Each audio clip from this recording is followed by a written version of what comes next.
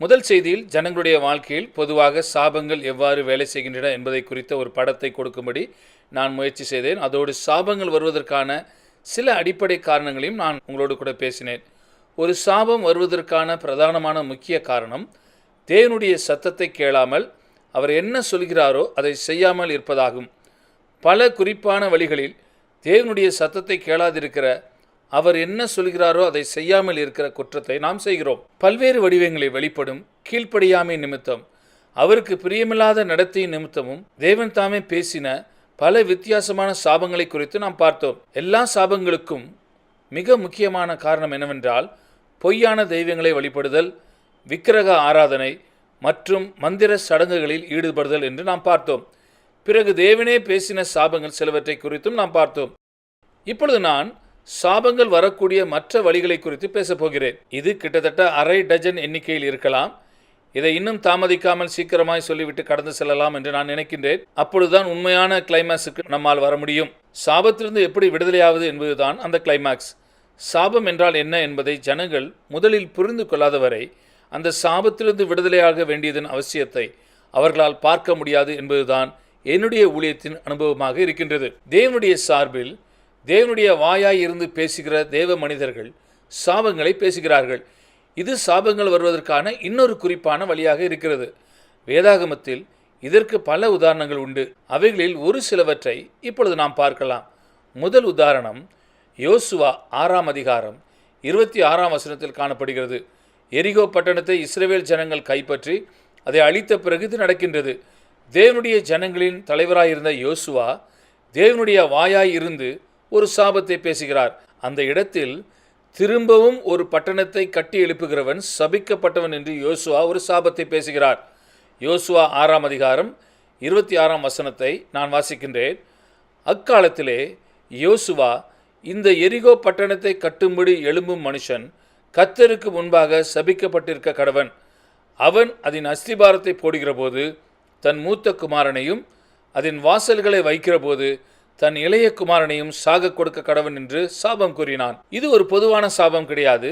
இது மிகவும் குறிப்பாக சொல்லப்படுகிற ஒரு சாபமாக இருக்கின்றது. எரிகோவை திரும்ப கட்டி எழுப்புகிறவன் மேல் இந்த சாபம் வருகின்றது.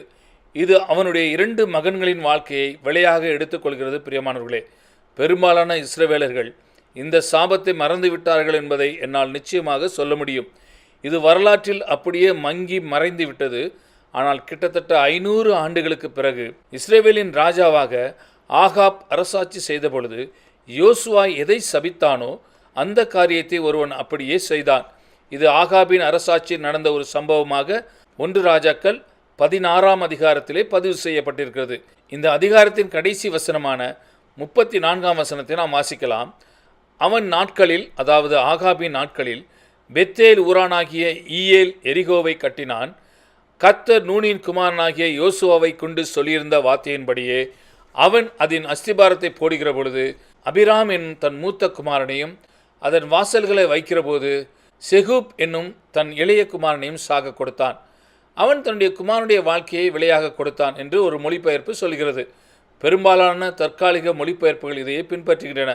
500 வருடங்களுக்கு முன்பு யோசுவாவினால் சொல்லப்பட்ட ஒரு சாபத்தை பொருட்படுத்தாமல் செயல்பட்ட ஒரு மனிதன் தன்னுடைய 2 மகன்களை அதற்கு விலையாக கொடுத்தான்.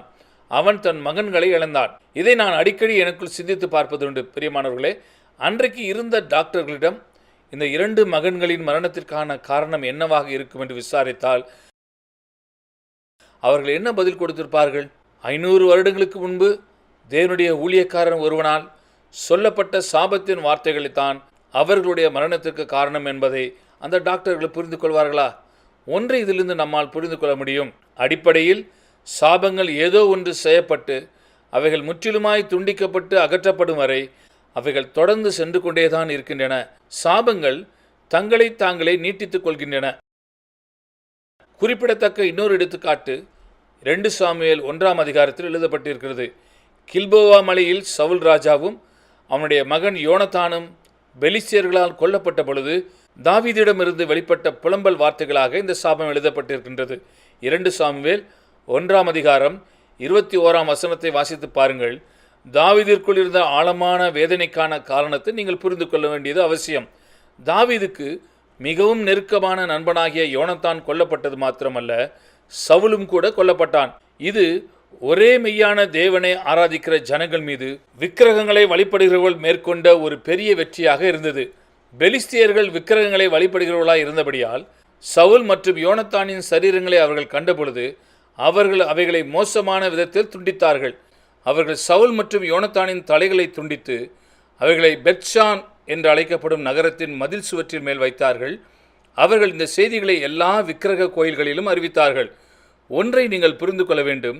அந்த நாட்களில் 2 தேசங்கள் யுத்தம் பண்ணுகிற போது ஏதோ அந்த 2 தேசங்களுக்கிடையே நடக்கின்ற ஒரு யுத்தமாக அதை பார்க்க மாட்டார்கள். அந்த 2 தேசத்தார் வழிபடுகிற தெய்வங்களுக்கிடையே நடக்கின்ற ஒரு யுத்தமாகத்தான் அதை பார்ப்பார்கள். அந்த சண்டையில் ஒரு தேசம் வெற்றியடைகிற போது அந்த தேசத்தார் வழிபடுகிற தெய்வத்திற்கே கிடைத்த ஒரு வெற்றியாகத்தான் அது பார்க்கப்படும். ஆகையால் கர்த்தருடைய ஊழியக்காரனாகிய தாவீதை எது மிகவும் வருத்தப்படுத்தினது என்றால், தான் ஆராதிக்கும் ஒரே மெய்தேவனை விக்கிரக கடவுள்கள் ஜெயங்கொண்டது போலாகிவிட்டதே என்பதுதான் அவனுடைய புலம்பலாக இருந்தது. இதைத்தான் அவன் சாபமாக வெளிப்படுத்துகிறான். தான் என்ன சொல்ல போகிறோம் என்பதை குறித்து அவன் கொஞ்சமும் நிதானித்து சிந்தித்து பார்க்கவில்லை. இதை என்னால் நிச்சயமாக சொல்ல முடியும்.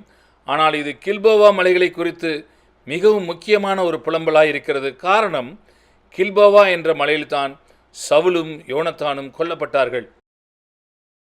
அந்த வசனத்தை நான் வாசிக்கின்றேன். கில்போவா மலைகளே, உங்கள் மேல் பனியும் மழையும் பெய்யாமலும் காணிக்கைக்கு ஏற்ற பலன் தரும் வயல்கள் இராமலும் போவதாக. அங்கே பராக்கிரமசாலிகளுடைய கேடகம் அவமதிக்கப்பட்டது. சவுல் தைலத்தால் அபிஷேகம் பண்ணப்படாதவர் போல அவர் கேடகமும் அவமதிக்கப்பட்டதே என்று சொல்லப்பட்டிருக்கின்றது. ஆக பனியும் மழையும் காணிக்கைக்கு ஏற்ற பலன்களும் அங்கே இல்லாமல் போகட்டும் என்று தாவீது சொன்னான். இந்த சாபத்தின் வார்த்தைகள் 3000 வருடங்களுக்கு முன்பு பேசப்பட்டன.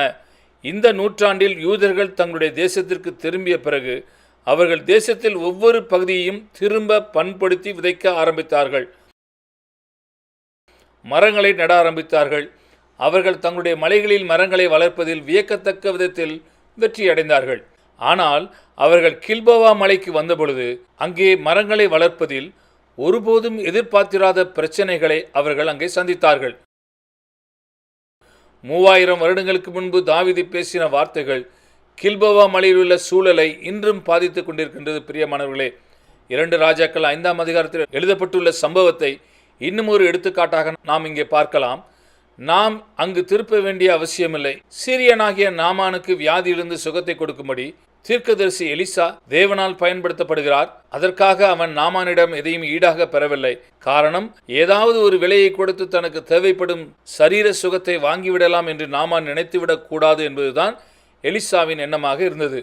ஆனால் நாமானின் வேலைக்காரனாகிய கேயாசி என்பவன் இப்படி ஒரு வாய்ப்பை நழுவ விடுவது முட்டாள்தனம் என்று நினைத்தான். ஆகையால் அவன் எலிசாவிற்கு தெரியாமல் நாமானின் பின்னே ஓடினான். பணம் மற்றும் துணிமணிகளை கேட்டான். திரும்பி வந்தான். அதையெல்லாம் மறைத்து வைத்தான். பிறகு எலிசாவிற்கு முன்பாக அவன் வந்து நின்றான். இதெல்லாம் எலிசாவிற்கு தெரியாது என்று அவன் நினைத்து கொண்டான். அப்பொழுது எலிசா கேயாசியை பார்த்து கேட்டான், அந்த மனிதனுக்கு பின்னே நீ ஓடின போது என்னுடைய ஆவி உன்னுடன் வரவில்லையா? பிறகு எலிசா கேயாசி மீது இந்த சாபத்தை கூறினான். எலிசா சொன்னான், நாகமானின் குஷ்டரோகம் உன்னையும் உன் சந்ததியாரையும் என்றென்றைக்கும் பிடித்திருக்கும் என்று அவன் கூறினான். அப்பொழுது கேயாசி உறைந்த மலை நிறமான குஷ்டரோகியாக எலிசாவின் சமூகத்தை விட்டு புறப்பட்டு போனான் என்று இந்த வசனம் முடிகின்றது. அவனுடைய சந்ததியாரின் மீதும் இந்த சாபம் என்றென்றைக்கும் தங்கிவிட்டது. பாருங்கள், இந்த எடுத்துக்காட்டுகளிலிருந்து நாம் என்ன புரிந்து கொள்கிறோம்? சாபம் என்பது தொடர்ச்சியாக சந்ததியாக பாதிக்கக்கூடிய ஒன்றாக இருக்கின்றது. சாபத்தை அதிகாரப்பூர்வமாக ரத்து செய்து அதை நீங்கும்படி என்ன செய்ய வேண்டும் என்பதை ஒருவர் அறிந்து அதன்படி செயல்படும் வரை அந்த சாபம் தொடர்ந்து கிரியை செய்து கொண்டே இருக்கும். இன்றைக்கும் தேவனுடைய ஊழியக்காரர்கள் அவ்விதத்தில் சபிக்க முடியுமா என்று நீங்கள் கேட்கலாம். புதிய ஏற்பாட்டில் இயேசு அத்திமரத்தை சபித்தாரே, அது உங்களுக்கு நினைவில் இருக்கிறதா? அடுத்த நாளே அது வேரோடு பட்டு போயிற்று. 24 மணி நேரத்தில் அது நடந்துவிட்டது. சீஷர்கள் அதை குறித்து ஆச்சரியப்பட்ட போது இயேசு அவர்களிடம், நான் இந்த அத்திமரத்திற்கு என்ன செய்தேனோ அதை உங்களால் செய்ய முடியும், அதை காட்டிலும் அதிகமாகவும் செய்ய முடியும் என்று சொன்னார். உங்களால் மலைகளை பெயர்க்கவும் முடியும் என்று இயேசு சொன்னார். மலைகளை பெயர்த்தெறிவதை இப்பொழுது கொஞ்சம் ஒதுக்கி வைப்போம். நான் இந்த அத்திமரத்துக்கு என்ன செய்தேனோ அதை உங்களால் செய்ய முடியும் என்று இயேசு சொன்னார். இப்பொழுது நான் இதை ஒரு பரபரப்பான ஒரு சம்பவத்தோடு தொடர்பு படுத்தி சொல்ல விரும்புகிறேன். ஆனால் இது என்னுடைய தனிப்பட்ட அனுபவமாக இருக்கின்றது. 1965ஆம் வருடம் சிகாகோ பட்டணத்தில் இருந்த ஒரு சபையில் ஊழியக் குழுவின் ஒரு அங்கமாக நான் இருந்தேன். சபை கட்டிடத்தின் சுவரோடு சுவராக ஒட்டினபடி அவ்வளவு நெருக்கமாக ஒரு கட்டிடம் இருந்தது. அதை அமெரிக்கர்கள் ஒரு சலூன் என்று அழைப்பார்கள், அதை இங்கிலீஷ்காரர்கள் பப் என்று அழைப்பார்கள். அது பலர் அங்கு வந்து மது அருந்திவிட்டு ஆட்டம் கும்மாளம் போடும் ஒரு இடமாக இருந்தது. அது அவ்வளவு மோசமான துன்மார்க்கமான விஷயங்கள் அரங்கேறும் ஒரு இடமாக இருந்தது. அங்கு அவர்கள் மதுவை மாத்திரம் விற்கவில்லை, போதை மருந்துகளும் அங்கு விற்கப்பட்டன. அது விபச்சாரம் நடைபெறும் ஒரு மையமாகவும் இருந்தது. அவ்வளவு துன்மார்க்கமான விஷயங்கள் நடக்கும் ஒரு இடம். சபை கட்டிடத்தின் சுவரோடு சுவராக அவ்வளவு நெருக்கமாக ஒட்டினபடி இருந்தது. அக்டோபர் மாதத்தில் ஒரு நாள் எங்களுடைய சபையில் ஒரு ஜெபக்கூட்டம் நடந்தது. ஊழியக்குழு தலைவர்களில் நானும் ஒருவனாக இருந்தபடியால் நான் அன்று பிரசங்க மேடையில் நின்று கொண்டிருந்தேன். அந்த நேரத்தில் இந்த துன்மார்க்கமான இடத்தை குறித்து நான் சிந்திக்க ஆரம்பித்தேன். சபைக்கு ஜனங்கள் வருகின்ற இடத்தை ஒட்டியபடி தேவன் அருவருக்கின்ற ஒன்று நடந்து கொண்டிருக்கிறதே என்று நான் அதை நினைத்து பார்த்தேன். இதை குறித்தெல்லாம் அங்கு நின்றபடி சிந்தித்து பார்க்க வேண்டுமென்று நான் முன்கூட்டியே நினைக்கவில்லை. ஆனாலும் உடனே நான் எழுந்து நின்று தேவனுடைய சாபத்தை துன்மார்க்கமான கிரியைகள் நடக்கும் இந்த இடத்தின் மீது நான் பேசுகிறேன் என்று நான் சொன்னேன். பிறகு நான் அதை குறித்து அதிகமாக சிந்திக்கவில்லை. 2 மாதங்களுக்கு பிறகு ஒரு நாள் காலை 4 மணிக்கு எனக்கு ஒரு ஃபோன் வந்தது. பிரதர் பிரின்ஸ், நம் சபை தீப்பிடித்து இருந்து கொண்டிருக்கிறது, உடனே வாருங்கள் என்று அழைப்பு எனக்கு வந்தது. சிகாகோவில் அது கடுமையான குளிர்காலம், தட்பவெப்பநிலை 20 டிகிரிகளுக்கும் கீழே இருந்தது. நான் உடனடியாக அங்கு செல்ல விரும்பவில்லை. ஆனாலும் அங்கே சபை தீப்பிடித்து இருந்து கொண்டிருக்கும் போது நான் இங்கு அதை குறித்து எந்த அக்கறையுமில்லாமல் இருந்தால் அது நன்றாக இருக்காது. எனவே நானும் என் முதல் மனைவியும் காரில் ஏறி அங்கு புறப்பட்டோம். சபையை நெருங்கும் போதே எங்களால் தீப்பிழம்புகளையும் அடர்ந்த புகையையும் பார்க்க முடிந்தது. நாங்கள் சபையை அடைந்தபோது தான் ஒன்றை நாங்கள் கண்டுபிடித்தோம். தீப்பிடித்து எரிந்து கொண்டிருப்பது சபை அல்ல, சபையை ஒட்டியிருந்த அந்த மதுபான கடை தான் அங்கே தீப்பிடித்து எரிந்து கொண்டிருந்தது என்று உங்களுக்கு தெரியுமா? சிகாகோ பட்டணம் மெக்சிகன் என்ற ஏரிக்கரையில் அமைந்திருக்கிறது. அப்பொழுது ஏரியிலிருந்து காற்று வீசிக் கொண்டிருந்தது. அந்த தீப்பிழம்புகளை சபைக்கு நேராக அனுப்பி கொண்டிருந்தது. நாங்கள் அங்குதான் நின்று கொண்டிருந்தோம். எங்களால் ஒன்றும் செய்ய முடியவில்லை. அப்பொழுது காற்று திடீரென்று 180 டிகிரி அப்படியே நேரெதிராய் திரும்பி தீப்பிழம்புகளை சபைக்கு வெளியே அனுப்பி கொண்டிருந்தது. அடுத்த நாள் காலையில் பார்த்தபொழுது அந்த மதுபான கடை முழுவதுமாக அழிந்து போயிருப்பதை நாங்கள் பார்த்தோம். ஆனால் சபைக்கு ஒரு சிறிய சேதத்தை தவிர வேறு ஒன்றும் ஏற்படவில்லை. அந்த சிறிய சேதத்தையும் இன்சூரன்ஸ் ஈடுகட்டி விட்டது. இதையெல்லாம் நான் அங்கு நின்று கவனித்துக் கொண்டிருந்த போது, தேவனே, இதற்கெல்லாம் நான் தான் பொறுப்பாளியோ என்ற எண்ணம் எனக்குள் வந்தது. நான் இதை விளையாட்டாக சொல்லவில்லை. 2 மாதங்களுக்கு முன்பு சபையில் நான் பேசின வார்த்தைகளின் விளைவாகத்தான் இந்த தீ விபத்தை நான் பார்த்தேன். அப்பொழுது ஒன்றை நான் புரிந்து கொண்டேன். மிகவும் முக்கியமான வல்லமையும் அதிகாரமும் என்னிடத்தில் ஒப்புவிக்கப்பட்டிருக்கிறது. நான் ஏதோ வித்தியாசமான ஒரு நபர் என்பதனால் அல்ல, ஒவ்வொரு கிறிஸ்தவ விசுவாசியினிடத்திலும் அந்த வல்லமை இருக்கின்றது. இப்பொழுது என்னுடைய ஜெபம் இதுதான்: தேவனே, ஒருபோதும் இந்த வல்லமையை தவறாக நான் பயன்படுத்தி விடாதபடி எனக்கு உதவி செய்யும். நான் பேசுகின்ற வார்த்தைகள் பயனற்று பலனற்று போய்விடுவதில்லை. அவைகள் இன்றைக்கும் கிரியை செய்கின்றன, பலன் கொடுக்கின்றன என்பதை நிரூபித்து அதை நமக்கு தெளிவுபடுத்தும் ஒரு எடுத்துக்காட்டாக இதை நான் சொல்கிறேன். இப்பொழுது நான் சாபங்கள் வரக்கூடிய இன்னும் சில வழிகளை குறித்து சொல்லப்போகிறேன். அடுத்ததாக நாம் பார்க்க போகின்ற இந்த காரியம் மிகவும் முக்கியமானது. ஆனால் இது தற்கால கிறிஸ்தவர்களால் மிகவும் குறைவாக புரிந்து கொள்ளப்பட்டிருக்கின்றது. உறவுகளில் அதிகாரமுடைய நபர்கள் வழியாக இந்த சாபம் வருகின்றது. ஒரு உறவு முறையின் நிமித்தம் சில நபர்களுக்கு அதிகாரம் இருக்கின்றது. இன்றைக்கு அதிகாரம் என்பது இந்த உலகத்தில் பெரும்பாலானோரால் விரும்பப்படாத ஒரு எண்ணமாக இருக்கின்றது. ஆனால் யார் விரும்பினாலும் விரும்பாவிட்டாலும் அதிகாரம் என்பது இன்றும் நிஜமாக இருக்கின்றது என்பதுதான் உண்மை. அதிகாரம் என்பது மனிதனால் உண்டாக்கப்படவில்லை, அது தேவனிடமிருந்து வந்த ஒன்றாக இருக்கின்றது. இன்றைக்கு நம்மிடையே பல்வேறு உறவுகள் இருக்கின்றன. அதில் சில வகை உறவுகளுக்கு அதிகாரம் இருக்கின்றது. நீங்கள் விரும்புகிறீர்களோ இல்லையோ, ஒரு புருஷனுக்கு தன் மனைவி மீது சில சூழ்நிலைகளில் அதிகாரம் இருக்கின்றது. பெற்றோர்களுக்கு தங்கள் பிள்ளைகள் மீது அதிகாரம் இருக்கிறது. ஆசிரியர்களுக்கு தங்களிடம் கல்வி கற்கும் மாணவர்கள் மீது அதிகாரம் இருக்கிறது. சபை போதகர்களுக்கு தங்களுடைய சபையின் மீது அதிகாரம் இருக்கின்றது. இதெல்லாம் ஒரு சில எடுத்துக்காட்டுகளாக இருக்கின்றன. ஒரு உறவின் நிமித்தம் தன்னிடத்தில் அதிகாரமுடைய ஒரு நபர் தன்னுடைய அதிகாரத்திற்கீழ் இருக்கும் மற்றவர்கள் மீது பேசும் வார்த்தைகள், அவைகள் ஆசீர்வாதமான வார்த்தைகளாக இருக்கலாம் அல்லது சாபங்களை அள்ளி வீசுகின்ற வார்த்தைகளாக இருக்கலாம். அந்த வார்த்தைகளுக்கு விசேஷமான இயற்கைக்கு அப்பாற்பட்ட வல்லமை இருக்கின்றது. நீங்கள் வேதாகமத்தை வாசித்து பார்த்தீர்கள் என்றால் அது தேவனுடைய ஆசீர்வாதத்திற்கு அடுத்த 2வது நிலையில் இருப்பதை பார்க்க முடியும். ஒரு மனிதன் தன்னுடைய வாழ்க்கையில் பெறக்கூடிய மிக மிக முக்கியமான ஆசீர்வாதம் அவனுடைய அல்லது அவளுடைய அப்பாவிடமிருந்து பெற்றுக்கொள்ளும் ஒரு ஆசீர்வாதமாகும். அது இன்றைக்கும் உண்மையாக இருக்கின்றது. உங்களுடைய அப்பா இன்றைக்கும் உயிரோடு இருக்கிறார் என்றால் உங்களுக்கு நான் ஒன்றை சொல்லிக் கொள்கிறேன். உங்களுடைய பலத்தில் செய்யக்கூடியதெல்லாம் செய்து, உங்களால் செய்ய முடிந்ததெல்லாம் செய்து உங்களுடைய அப்பாவிடமிருந்து அந்த ஆசீர்வாதத்தை பெற்றுக்கொள்ளுங்கள். உங்களுடைய அம்மாவிடமிருந்தும் அதை பெற்றுக்கொள்ளுங்கள். ஆனாலும் முக்கியமாக உங்களுடைய அப்பாவிடமிருந்து முதலில் அதை பெற்றுக்கொள்ளுங்கள். அது மிகப்பெரிய வித்தியாசத்தை உண்டு பண்ணும். நான் ரட்சிக்கப்பட்ட பொழுது என்னுடைய பெற்றோரை குறித்து ஒரு தவறான மனப்பான்மை எனக்குள் வந்துவிட்டது. அவர்கள் இன்னும் ரட்சிக்கப்படவில்லை, ஆனால் நான் ரட்சிக்கப்பட்டிருக்கிறேன். அவர்களால் பல விஷயங்களை புரிந்து கொள்ள முடியாது, ஆனால் என்னால் புரிந்து கொள்ள முடியும் என்று நான் நினைத்தேன். நான் தேவனுக்கு நன்றி சொல்கிறேன். இப்படிப்பட்ட தவறான மனப்பான்மை எனக்குள் இருந்ததாக தேவன் என்னை கடிந்து கொண்டார். நான் என்னுடைய பெற்றோரை கனம் பண்ணவில்லை என்றால் அவருடைய ஆசீர்வாதத்தை நான் எதிர்பார்க்க முடியாது என்பதை அவர் எனக்கு காண்பித்தார். என்னுடைய பெற்றோர் உயிரோடு வாழ்ந்த நாட்களில் அவர்களுக்கு கொடுக்க வேண்டிய கனத்தை நான் கொடுத்தேன். இல்லை என்றால் என்னுடைய வாழ்க்கையிலும் ஊழியத்திலும் தேவனுடைய ஆசீர்வாதத்தை நான் அனுபவித்திருக்க முடியாது. அடுத்ததாக, அறியாமலே தன் மனைவியை சபித்து விட்ட ஒரு புருஷனை குறித்தும் அதனால் உண்டான விளைவுகளை குறித்தும் இப்பொழுது ஒரு எடுத்துக்காட்டாக நாம் பார்க்க போகிறோம்.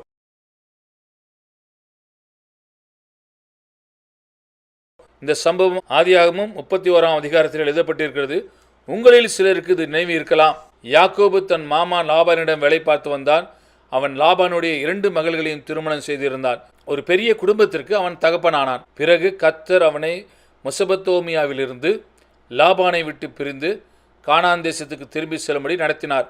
தான் திரும்பி செல்வதை குறித்து லாபானிடம் சொன்னால் அவன் தன் மகள்களை விடமாட்டான் என்று யாக்கோபு பயந்தான். ஆகையால் லாபான் வேறு பல வேலைகளில் கவனமாக இருந்த பொழுது யாக்கோபு அவனுக்கு தெரியாமல் இரகசியமாக கிளம்பினான். ஆனால் லாபானும் அவனுடைய உறவினர்களும் யாக்கோபை பின்தொடர்ந்து சென்றனர். கீலேயாத் மலையில் அவர்கள் அவனை பிடித்தனர். அப்பொழுது அங்கே ஒரு வாக்குவாதம் நடந்தது. நான் என் மகள்களை சந்தோஷமாய் வழி அனுப்பி விடாதபடி ஏன் நீ இவ்வளவு திருட்டுத்தனமாய் ஓடி வந்தாய் என்று லாபான் கேட்டான். அதற்கு யாக்கோபு, நீர் அவர்களை என்னிடமிருந்து பிரித்து விடுவீர் என்று நான் பயந்தேன் என்று பதிலளித்தான். அதற்கு லாபான், சரி, நான் அதை ஏற்றுக்கொள்கிறேன். என்னுடைய வீட்டிலிருந்த தெய்வங்களின் சிலைகளை நீ ஏன் திருடினாய் என்று கேட்டான். இதற்கு டெராபீம் என்ற எபிரேய வார்த்தை இதற்கு பயன்படுத்தப்பட்டிருக்கின்றது. அவர்கள் தங்களுடைய வீட்டில் சிறிய தெய்வ சிலைகளை வைத்திருந்தார்கள். அந்த சிலைகள் தங்களை தீமையிலிருந்து பாதுகாக்கும் என்ற நம்பிக்கையில் அப்படி வைத்தார்கள். இது இன்றைக்கும் அவர்கள் மத்தியில் பொதுவாக பின்பற்றப்படும் ஒரு வழக்கமாக இருக்கின்றது. யாக்கோபுக்கு இந்த டெராபீம், அதாவது தெய்வ சிலைகளை குறித்து ஒன்றும் தெரியாது. ஆனால் அவனுக்கு மிகவும் பிரியமான மனைவி ராகேல் தன்னுடைய அப்பாவிடமிருந்து இந்த சிலைகளை எல்லாம் திருடி கொண்டு வந்து விட்டாள். அவள் அப்படி செய்தது மிகவும் மோசமான ஒரு விஷயமாகும். அவள் தன்னுடைய தகப்பனிடமிருந்து அவைகளை திருடி இருக்க கூடாது. இரண்டாவதாக, அவள் தன்னை சிலை வழிபாட்டில் ஈடுபடுத்தி கொண்டாள். அது எப்பொழுதுமே ஆபத்தானது. அதன் விளைவாக நடந்தது என்ன? ஆதியாகமம் 31ஆம் அதிகாரம் 30ஆம் வசனத்திலிருந்து நாம் வாசிக்கலாம். லாபான் யாக்கோபை நோக்கி, இப்பொழுது உன் தகப்பனுடைய வீட்டின் மேலுள்ள வாஞ்சியினால் நீ புறப்பட்டு போகிறதனால் போகலாம். என் தெய்வங்களை ஏன் திருடி கொண்டு போகிறாய் என்று கேட்டான். யாக்கோபு லாபானுக்கு பிரதியுத்தரமாக, உம்முடைய குமாரத்திகளை பலாத்காரமாய் பிடித்து வைத்துக் கொள்வீர் என்று நான் அஞ்சினதினாலே இப்படி வந்துவிட்டேன். ஆனாலும் யாரிடத்தில் உம்முடைய தெய்வங்களை கண்டுபிடிக்கிறீரோ அவனை உயிரோடு விட வேண்டாம் என்று அவன் கூறினான். அவன் உயிரோடு வாழ வேண்டாம் என்று சொல்லி வேதாகம மொழிபெயர்ப்பு இப்படியாக சொல்லியிருக்கின்றது. இது ஒரு சாபம். அவன் உயிரோடு வாழ வேண்டாம். பாருங்கள், யாக்கோபு தனக்கு மிகவும் பிரியமான மனைவி ராகேலை குறித்து தான் இவ்வாறு பேசிக் கொண்டிருந்தான் என்பது அவனுக்கே தெரியாது. ராகேல் அந்த சிலைகளை மறைத்து வைக்கும் முயற்சியில் வெற்றியடைந்தால் லாபானால் அவைகளை கண்டுபிடிக்க முடியவில்லை. அதோடு அந்த சம்பவம் முடிந்துவிட்டது. ஆனால் ஒரு சில வருடங்களுக்குள் ராகேலுக்கு அடுத்த குழந்தை பிறந்த பொழுது அவள் மரித்து போனாள். ஏன்? அவளுடைய கணவனே அவள் மீது சொன்ன சாபத்தினால் அவள் மரித்து போனாள். பாருங்கள், இது அவ்வளவு நிஜமாக இருக்கின்றது. உங்களுக்கு இது பிடிக்காமல் இருக்கலாம், எனக்கும் இது பிடிக்காமல் இருக்கலாம். ஆனால் இது இப்படிதான் செயல்படுகிறது. தேவன் சில கோட்பாடுகளை கொண்டு மனிதனுடைய வாழ்க்கையும் உறவுகளையும் கட்டியெழுப்புகிறார். இப்பொழுது நாம் இன்னும் சில எடுத்துக்காட்டுகளை பார்க்கலாம். சிலருடைய வாழ்க்கையில் நான் பார்த்த சில சூழ்நிலைகளின் அடிப்படையில் இந்த எடுத்துக்காட்டுகளை நான் சொல்லுகிறேன். இவர்களுடைய பெயரை நான் சொல்ல மாட்டேன். ஒரு கணவனை குறித்த எடுத்துக்காட்டை நான் முதலில் பார்க்கலாம். இவர் ஒரு பிசினஸ் மேன். இவர் தன்னுடைய தொழிலில் மிகவும் பிஸியாக இருந்தார். இவர் நிறைய பணம் சம்பாதித்தார். நிறைய சாதிக்க வேண்டும் என்ற குறிக்கோளும் அவருக்குள் இருந்தது. அதற்காக இவர் தீவிரமான முனைப்போடு கூட உழைத்துக் கொண்டிருந்தார். இவர் ஒரு பெண்ணை திருமணம் செய்து கொண்டார். அந்த பெண்ணுக்கு சமையல் தெரியாது. இன்றைய வாலிப பெண்கள் பலரைப் போல அந்த பெண்ணும் தன் அம்மாவிடமிருந்து சமையலை கற்றுக்கொள்ளவே இல்லை. இந்த நபர் தன் மனைவியின் சமையலை நீண்ட நாட்களாய் சகித்து கொண்டே வந்தார். ஆனால் இனியும் அவரால் பொறுத்து கொள்ள முடியாத ஒரு நிலை வந்தது. ஒரு நாள் அவர், உன்னுடைய சமையல் என்னை வியாதிப்படுத்தி வெறுப்பேற்றுகிறது, நீ சமையலை கற்றுக்கொள்ளவே மாட்டாய் என்று அவர் சொல்லிவிட்டார். அவர் இதை பலமுறை சொல்லிவிட்டார். அப்படி சொல்வது என்னவென்றால் அது ஒரு சாபமாக இருக்கிறது. அவர் தன் மேலேயே ஒரு சாபத்தை போட்டுக்கொண்டார் என்பதை அவர் புரிந்து கொள்ளவில்லை. இதுதான் இங்கு ஒரு பிரச்சனை. உன்னுடைய சமையல் என்னை வியாதிப்படுத்தி வெறுப்பேற்றுகிறது என்று அவர் சொன்னார். அதனால் என்ன நடந்தது? அவருக்கு அஜீரண கோளாறு வந்துவிட்டது. டாக்டர்களால் அந்த அஜீரண கோளாறுக்கான சிகிச்சையை அவருக்கு கொடுக்க முடியவில்லை. சாகும் வரை அவர் அந்த வியாதியினால் அவதிப்பட்டார். அவர்களுடைய திருமண உறவு உடைந்தது. அவர்கள் விவாகரத்து செய்து கொண்டனர். அவருடைய மனைவி உண்மையிலேயே ஒரு நல்ல திறமைசாலி. சமையலை தவிர மற்ற எல்லாவற்றிலும் அவரால் சாதிக்க முடியும். ஆனால் அவர் சமையலறைக்குள் நுழையும் பொழுது அவருடைய சரீரமே நடுங்க ஆரம்பித்துவிடும். அவர் பயந்து விடுவார். அவரால் அங்கு எதையும் ஒழுங்காக செய்ய முடியாது. ஏன்? அவருடைய கணவர் அவர் மீது பேசின அந்த சாபம்தான் அதற்கு காரணம். அவர்கள் இருவருமே சாகும் வரை தங்களுடைய சாபத்தினால் மிகவும் கஷ்டப்பட்டனர், ஒடுக்கப்பட்டனர். சரி, இப்பொழுது ஒரு அப்பாவை எடுத்துக்காட்டாக வைத்து நாம் பார்க்கலாம். இது ஒருவேளை பொதுவான ஒரு எடுத்துக்காட்டாக இருக்கலாம். ஒரு அப்பாவுக்கு 3 மகன்கள் இருந்தனர். முதல் மகன் மூத்த மகனாக இருந்தபடியால் அவனுக்கு எப்பொழுதுமே வரவேற்பு தான் கிடைத்தது. மிகவும் இளைய மகனாக இருந்த 3வது மகன் புத்திசாலியாக இருந்தான். ஆனால் நடுவில் பிறந்த மகனுக்கு மூத்த மகனைப் போன்ற வரவேற்பு கிடைக்கவில்லை. அவன் இளைய மகனைப் போல புத்திசாலியும் இல்லை. அவனுடைய அப்பாவுடைய குணாதிசயங்களில் நிறைய அவனுக்கும் இருந்தது. இதை நீங்கள் எப்பொழுதாவது கவனித்திருக்கிறீர்களா? சிலர் சில விஷயங்களில் மோசமாக நடந்து கொள்வதை பார்க்கும் பொழுது நாம் மோசமாக நடந்து கொள்வதைப் போல்தான் அவர்களும் அதில் மோசமாக நடந்து கொள்கிறார்கள் என்று நாம் எண்ணி பார்ப்பதில்லை. ஆனால் அவர்கள் மோசமாக நடந்து கொள்வதைத்தான் நாம் பெரிதுபடுத்தி பார்க்கின்றோம். நம்முடையதை நாம் ஒருபோதும் பெரிதுபடுத்தி பார்ப்பதில்லை. இதை நீங்கள் கவனித்திருப்பீர்கள் என்று நான் நினைக்கின்றேன். பெற்றோர்களே, உங்களுடைய பிள்ளைகளில் ஒரு பிள்ளையிடம்தான் நீங்கள் குற்றம் காண்கிறீர்கள் என்றால் ஒருவேளை அவன் உங்களைப் போலவே நடந்து கொள்கிறான் என்பதற்கு அது காரணமாக இருக்கலாம். இது உங்களுக்கு தெரியுமா? இப்படி செய்வதன் மூலம் உங்களிடம் காணப்படும் உங்களுக்கு பிடிக்காத ஒரு விஷயத்தை நீங்களே எதிர்க்கிறீர்கள். அந்த அப்பா தன்னுடைய 2வது மகனிடம், நீ ஒருபோதும் ஜெயிக்க மாட்டாய், நீ எப்பொழுதுமே ஒரு தோல்வியாய்த்தான் இருப்பாய், உன்னால் எதையும் சாதிக்க முடியாது என்று சொல்லியிருக்கிறார். இது என்ன? இது ஒரு சாபம். இப்பொழுது 40-50 வயதில் வாழ்ந்து கொண்டிருக்கின்ற பலரை நான் சந்தித்திருக்கிறேன். அவர்கள் வாலிபர்களாக இருந்ததுக்கு முன்னால் அவருடைய அப்பா பேசின வார்த்தைகளால் இன்றைக்கு அவர்கள் மிகவும் கஷ்டப்பட்டு கொண்டிருக்கிறார்கள். அல்லது ஒரு அப்பாவுக்கு 15 வயதில் ஒரு மகள் இருக்கிறார் என்று வைத்துக்கொள்வோம். 15 வயதில் வாலிப பெண்களுக்கு வருவதைப் போல இவளுக்கு முகப்பருக்கள் வந்துவிட்டது. அப்பா தான் அவளை தினமும் ஸ்கூலுக்கு கூட்டி செல்வார். ஒவ்வொரு நாளும் ஸ்கூலுக்கு கிளம்பும் நேரத்தில் அவள் தன் முகப்பருக்கள் மீது அழகு கிரீம் பூசி கொண்டிருப்பாள். ஆகையால் அவள் ஸ்கூலுக்கு கிளம்புவது தாமதமாகும். இதனால் அவருடைய அப்பா ஒரு நாள் மிகவும் எரிச்சலடைந்து, உனக்கு இந்த முகப்பருக்கள் குணமாகாது, உன் வாழ்நாள் முழுவதும் நீ இந்த முகப்பருக்களோடு தான் இருப்பாய் என்று சொல்லிவிடுகிறார். 15 வருடங்கள் ஆகிவிடுகிறது. இப்பொழுது அவளுக்கு திருமணம் ஆகிவிட்டது. அவளுக்கு பிள்ளைகளும் இருக்கிறார்கள். இப்பொழுதும் அவள் தன் முகப்பருக்களோடு கூட போராடி கொண்டிருக்கிறாள். ஏன்? அவருடைய அப்பா அவளுக்கு கொடுத்த சாபத்தினால்தான். இப்பொழுது ஒரு அம்மாவுடைய எடுத்துக்காட்டை நாம் பார்க்கலாம். இது உண்மையாகவே நடந்த ஒரு சம்பவம். நான் அவருடைய பெயரை சொல்ல மாட்டேன். அந்த அம்மாவுடைய மகள் எப்பொழுதும் அவர்களை பிரியப்படுத்தும் விதமாகத்தான் நடந்து கொள்வாள். தன் அம்மா விரும்புவதையே அவள் எப்பொழுதும் செய்வாள். அந்த அளவிற்கு அவருடைய அம்மா அவளை கட்டுப்படுத்தி தான் சொல்வதை அப்படியே செய்யக்கூடிய ஒரு மகளாக வளர்த்து வந்தாள். ஒரு நாள் அந்த மகள் காதலில் விழுந்து விட்டால். அவருடைய அம்மாவிற்கு பிடிக்காத ஒருவரை அவள் திருமணம் செய்து கொண்டாள்.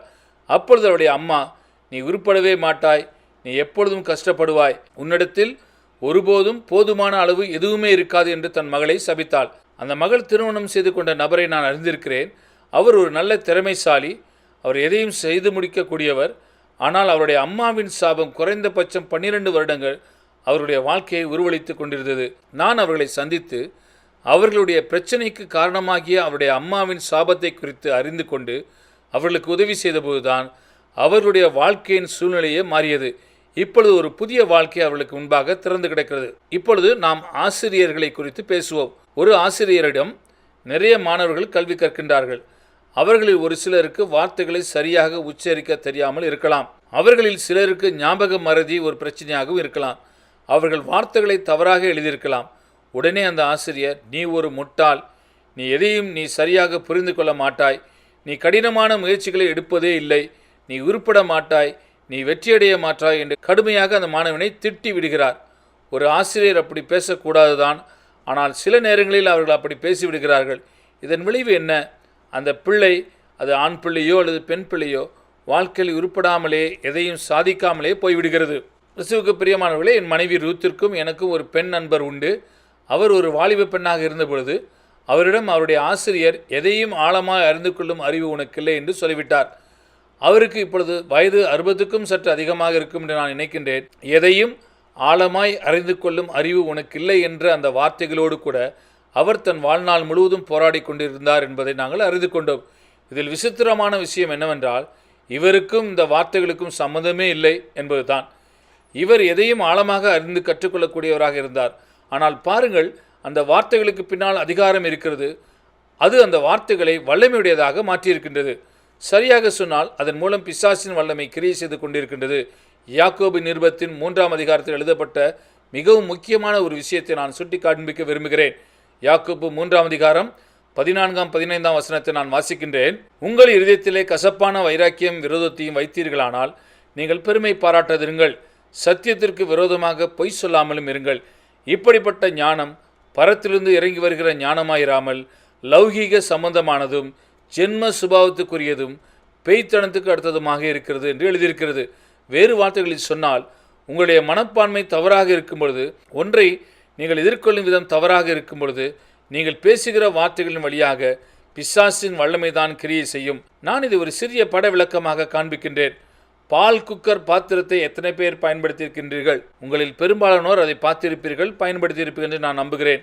அடுப்பை பற்ற வைத்து பால் குக்கரை அதில் வைக்கின்றீர்கள்.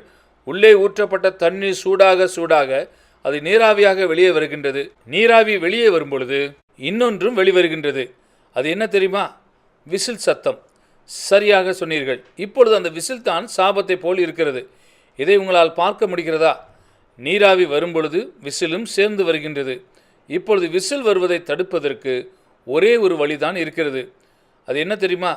கொதிப்பதற்கு முன் அந்த பாத்திரத்தை அடுப்பிலிருந்து எடுத்து விடுவதுதான் அந்த ஒரு வழியாகும். இதை நான் இப்படி சொல்லலாம். ஒரு அம்மாவோ அல்லது அப்பாவோ அல்லது ஒரு ஆசிரியரோ அல்லது ஒரு கணவனோ விரக்தியில் கடுங்கோபம் கொண்டு பொறுமை இழந்து போகும்பொழுது நீங்கள் அந்த பாத்திரத்தை அடுப்பிலிருந்து உடனே இறக்கி விடாவிட்டால் அதிலிருந்து நீராவி வெளியே வந்து கூடவே விசிலும் வெளியே வந்து விடுவது போல மனவேதனையை கொடுக்கக்கூடிய மிகவும் கடினமான, நியாயமே இல்லாத, இரக்கமும் கனிவும் இல்லாத வார்த்தைகளை நீங்கள் சொல்லிவிடுகிறீர்கள். அது ஒரு சாபத்தை கட்டவிழ்த்துவிடும். நம்முடைய தற்கால கலாச்சாரத்தில் இன்றைக்கு இது நடக்கிறதா? நிச்சயமாக நடக்கிறது என்பதை நான் ஒத்துக்கொள்ளத்தான் வேண்டும். இப்பொழுது நாம் இன்னும் ஒரு மிக மிக முக்கியமான ஒரு பகுதிக்கு வந்திருக்கின்றோம். இது ஒருவேளை நம் எல்லோருடைய வாழ்க்கையிலும் மிகவும் பொதுவாக நடக்கின்ற ஒன்றாக இருக்கலாம். நாமே நம்மீது பேசிக்கொள்கிற ஒரு சாபம் என்று நான் சொல்கிறேன். நம்மில் பலர் நம்மீது சாபங்களை பேசிவிடுகிறோம். ஆதியாகமம் 27ஆம் அதிகாரத்திலே ஒரு சம்பவம் எழுதப்பட்டிருக்கின்றது. எவ்வாறு ஈசாக்கு ஏசாவை ஆசீர்வதிக்கும்படி திட்டமிட்டிருந்தான் என்பதை குறித்தும், எவ்வாறு அம்மா ரெபேக்காள் அவர்களை இடம் மாற்றம் செய்து யாக்கோபை ஏசா போல நடிக்க வைத்து ஆசீர்வாதத்தை சுதந்திரித்துக் கொள்ள வைத்தாள் என்பதை குறித்து இதில் எழுதப்பட்டிருக்கின்றது. இப்படி ஒரு காரியத்தை செய்வதற்கு யாக்கோபு தயக்கம் காட்டவில்லை என்றாலும் அவன் பயந்தான். இதை அவனே சொல்கின்றான். 11ஆம் வசனத்திலிருந்து 13ஆம் வசனம் வரைக்கும் நான் வாசிக்கின்றேன். அதற்கு யாக்கோபு தன் தாயாகிய ரெபேக்காளை நோக்கி, என் சகோதரனாகிய ஏசா ரோமம் மிகுந்தவன், நான் ரோமம் இல்லாதவன். ஒருவேளை என் தகப்பன் என்னை தடவி பார்ப்பார், அப்பொழுது நான் அவருக்கு எத்தனாக காணப்பட்டு என்மேல் ஆசீர்வாதத்தை அல்ல சாபத்தை வர பண்ணி கொள்வேனோ என்றான். அதற்கு அவன் தாய், என் மகனே, உன்மேல் வரும் சாபம் என்மேல் வரட்டும் என்றாள். யாக்கோபின் மேல் வர வேண்டிய சாபத்தை அவள் தன்மேல் போட்டுக்கொண்டால் இது தன் மீது தானே சொல்லிக் கொள்கின்ற ஒரு சாபமாகும். நீங்கள் இந்த அதிகாரத்தின் கடைசிக்கு செல்லுங்கள், கடைசி வசனத்தை வாசியுங்கள். ரெபேக்காள் தன்னை குறித்தே எதிர்மறையான, தனக்குத்தானே தீங்கு வரவழைக்கும் வார்த்தைகளை பேசினாள் என்பதை நீங்கள் பார்க்க முடியும். 46ஆம் வசனத்திலே ரெபேக்காள் ஈசாக்கிடம் சொல்கிறாள், ஏத்தின் குமாரத்திகள் நிமித்தம் என் உயிர் எனக்கு வெறுப்பாயிருக்கிறது. இந்த தேசத்து பெண்களாகிய ஏத்தின் குமாரத்திகளில் யாக்கோபு ஒரு பெண்ணை கொள்வானானால் என் உயிர் இருந்து ஆவதென என்று அவள் கூறுகிறாள். இந்த வாழ்க்கையை எனக்கு வெறுப்பாக இருக்கிறது, நான் உயிரோடு இருப்பதால் எனக்கு என்ன நன்மை உண்டாகப் போகிறது என்ற ஒரு வார்த்தை ஒரு சாபத்து கீழ் வாழ்கின்ற மனிதனின் சர்வசாதாரணமாய் பேசுகின்ற வார்த்தைகள் தான். இப்படிப்பட்ட வார்த்தைகளை நீங்கள் ஒருபோதும் பேசாதீர்கள், அதற்கு இடம் கொடுக்காதீர்கள். உங்களுக்கு தீங்கு விளைவிக்கக்கூடிய வார்த்தைகளை நீங்களே பேசாதீர்கள். என்னால் இதை செய்யவே முடியாது என்று சொல்லாதீர்கள். நான் உருப்படவே மாட்டேன், நான் ஜெயிக்க மாட்டேன், என்னால் ஒரு பிரயோஜனமும் இல்லை, நான் ஒரு தோல்வியாய் வாழ்ந்து கொண்டிருக்கின்றேன், என்னால் இனியும் இதை பொறுத்து கொள்ள முடியாது என்பது போன்ற வார்த்தைகளை பேசாதிருங்கள். நான் செத்தால் கூட நலமாக இருக்கும் என்று சில பேர் சொல்வதை நான் கேட்டிருக்கின்றேன். இப்பொழுது நான் சாக விரும்புகிறேன் என்பது போன்ற வார்த்தைகளை உச்சரிக்காதீர்கள். அப்படி பேசினீர்கள் என்றால் நீங்கள் என்ன செய்து கொண்டிருக்கிறீர்கள் என்று உங்களுக்கு தெரியுமா? நீங்கள் மரணத்தின் ஆவியை வரவேற்கின்றீர்கள். அவன் இப்படிப்பட்ட அழைப்புகளை சந்தோஷமாய் ஏற்றுக்கொள்வான். மரணத்தின் ஆவியிலிருந்து விடுவிக்கப்பட வேண்டிய பலருக்கு நானும் என் மனைவி ரூத்தும் உதவி செய்திருக்கின்றோம். காரணம், அவர்கள் அதை உள்ளே அழைத்திருக்கின்றார்கள். அவர்கள் ஒரு சாபத்தை தங்கள் மீதே திணித்து கொண்டார்கள். நூற்றுக்கணக்கான ஜனங்களுக்கு உதவி செய்திருக்கிற ஒரு அழகான வசனத்தை நாங்கள் கற்றுக்கொண்டோம். நான் அதை உங்களோடு பகிர்ந்து கொள்கின்றேன். சங்கீதம் 118 அதிகாரம் 17 வசனத்தை நாம் வாசிக்கலாம். நான் சாவாமல் பிழைத்திருந்து கர்த்தருடைய செய்கைகளை விவரிப்பேன் அல்லது அறிவிப்பேன் என்பது இதற்கு அர்த்தம். உங்களை குறித்த எதிர்மறையான ஒன்றை நீங்களே பேசிவிட்டீர்கள் என்றால், உங்களுக்கு தீமை செய்யக்கூடிய ஒன்றை உங்கள் மீது நீங்களே திணித்து விட்டீர்கள் என்றால், இப்பொழுது ஆக்கப்பூர்வமான ஒன்றை செய்வதன் மூலம் நீங்கள் அதை ரத்து செய்ய வேண்டும். இதற்கு குறிப்பிடத்தக்க நல்ல ஒரு எடுத்துக்காட்டை பேதுருவின் வாழ்க்கையில் நாம் பார்க்க முடியும்.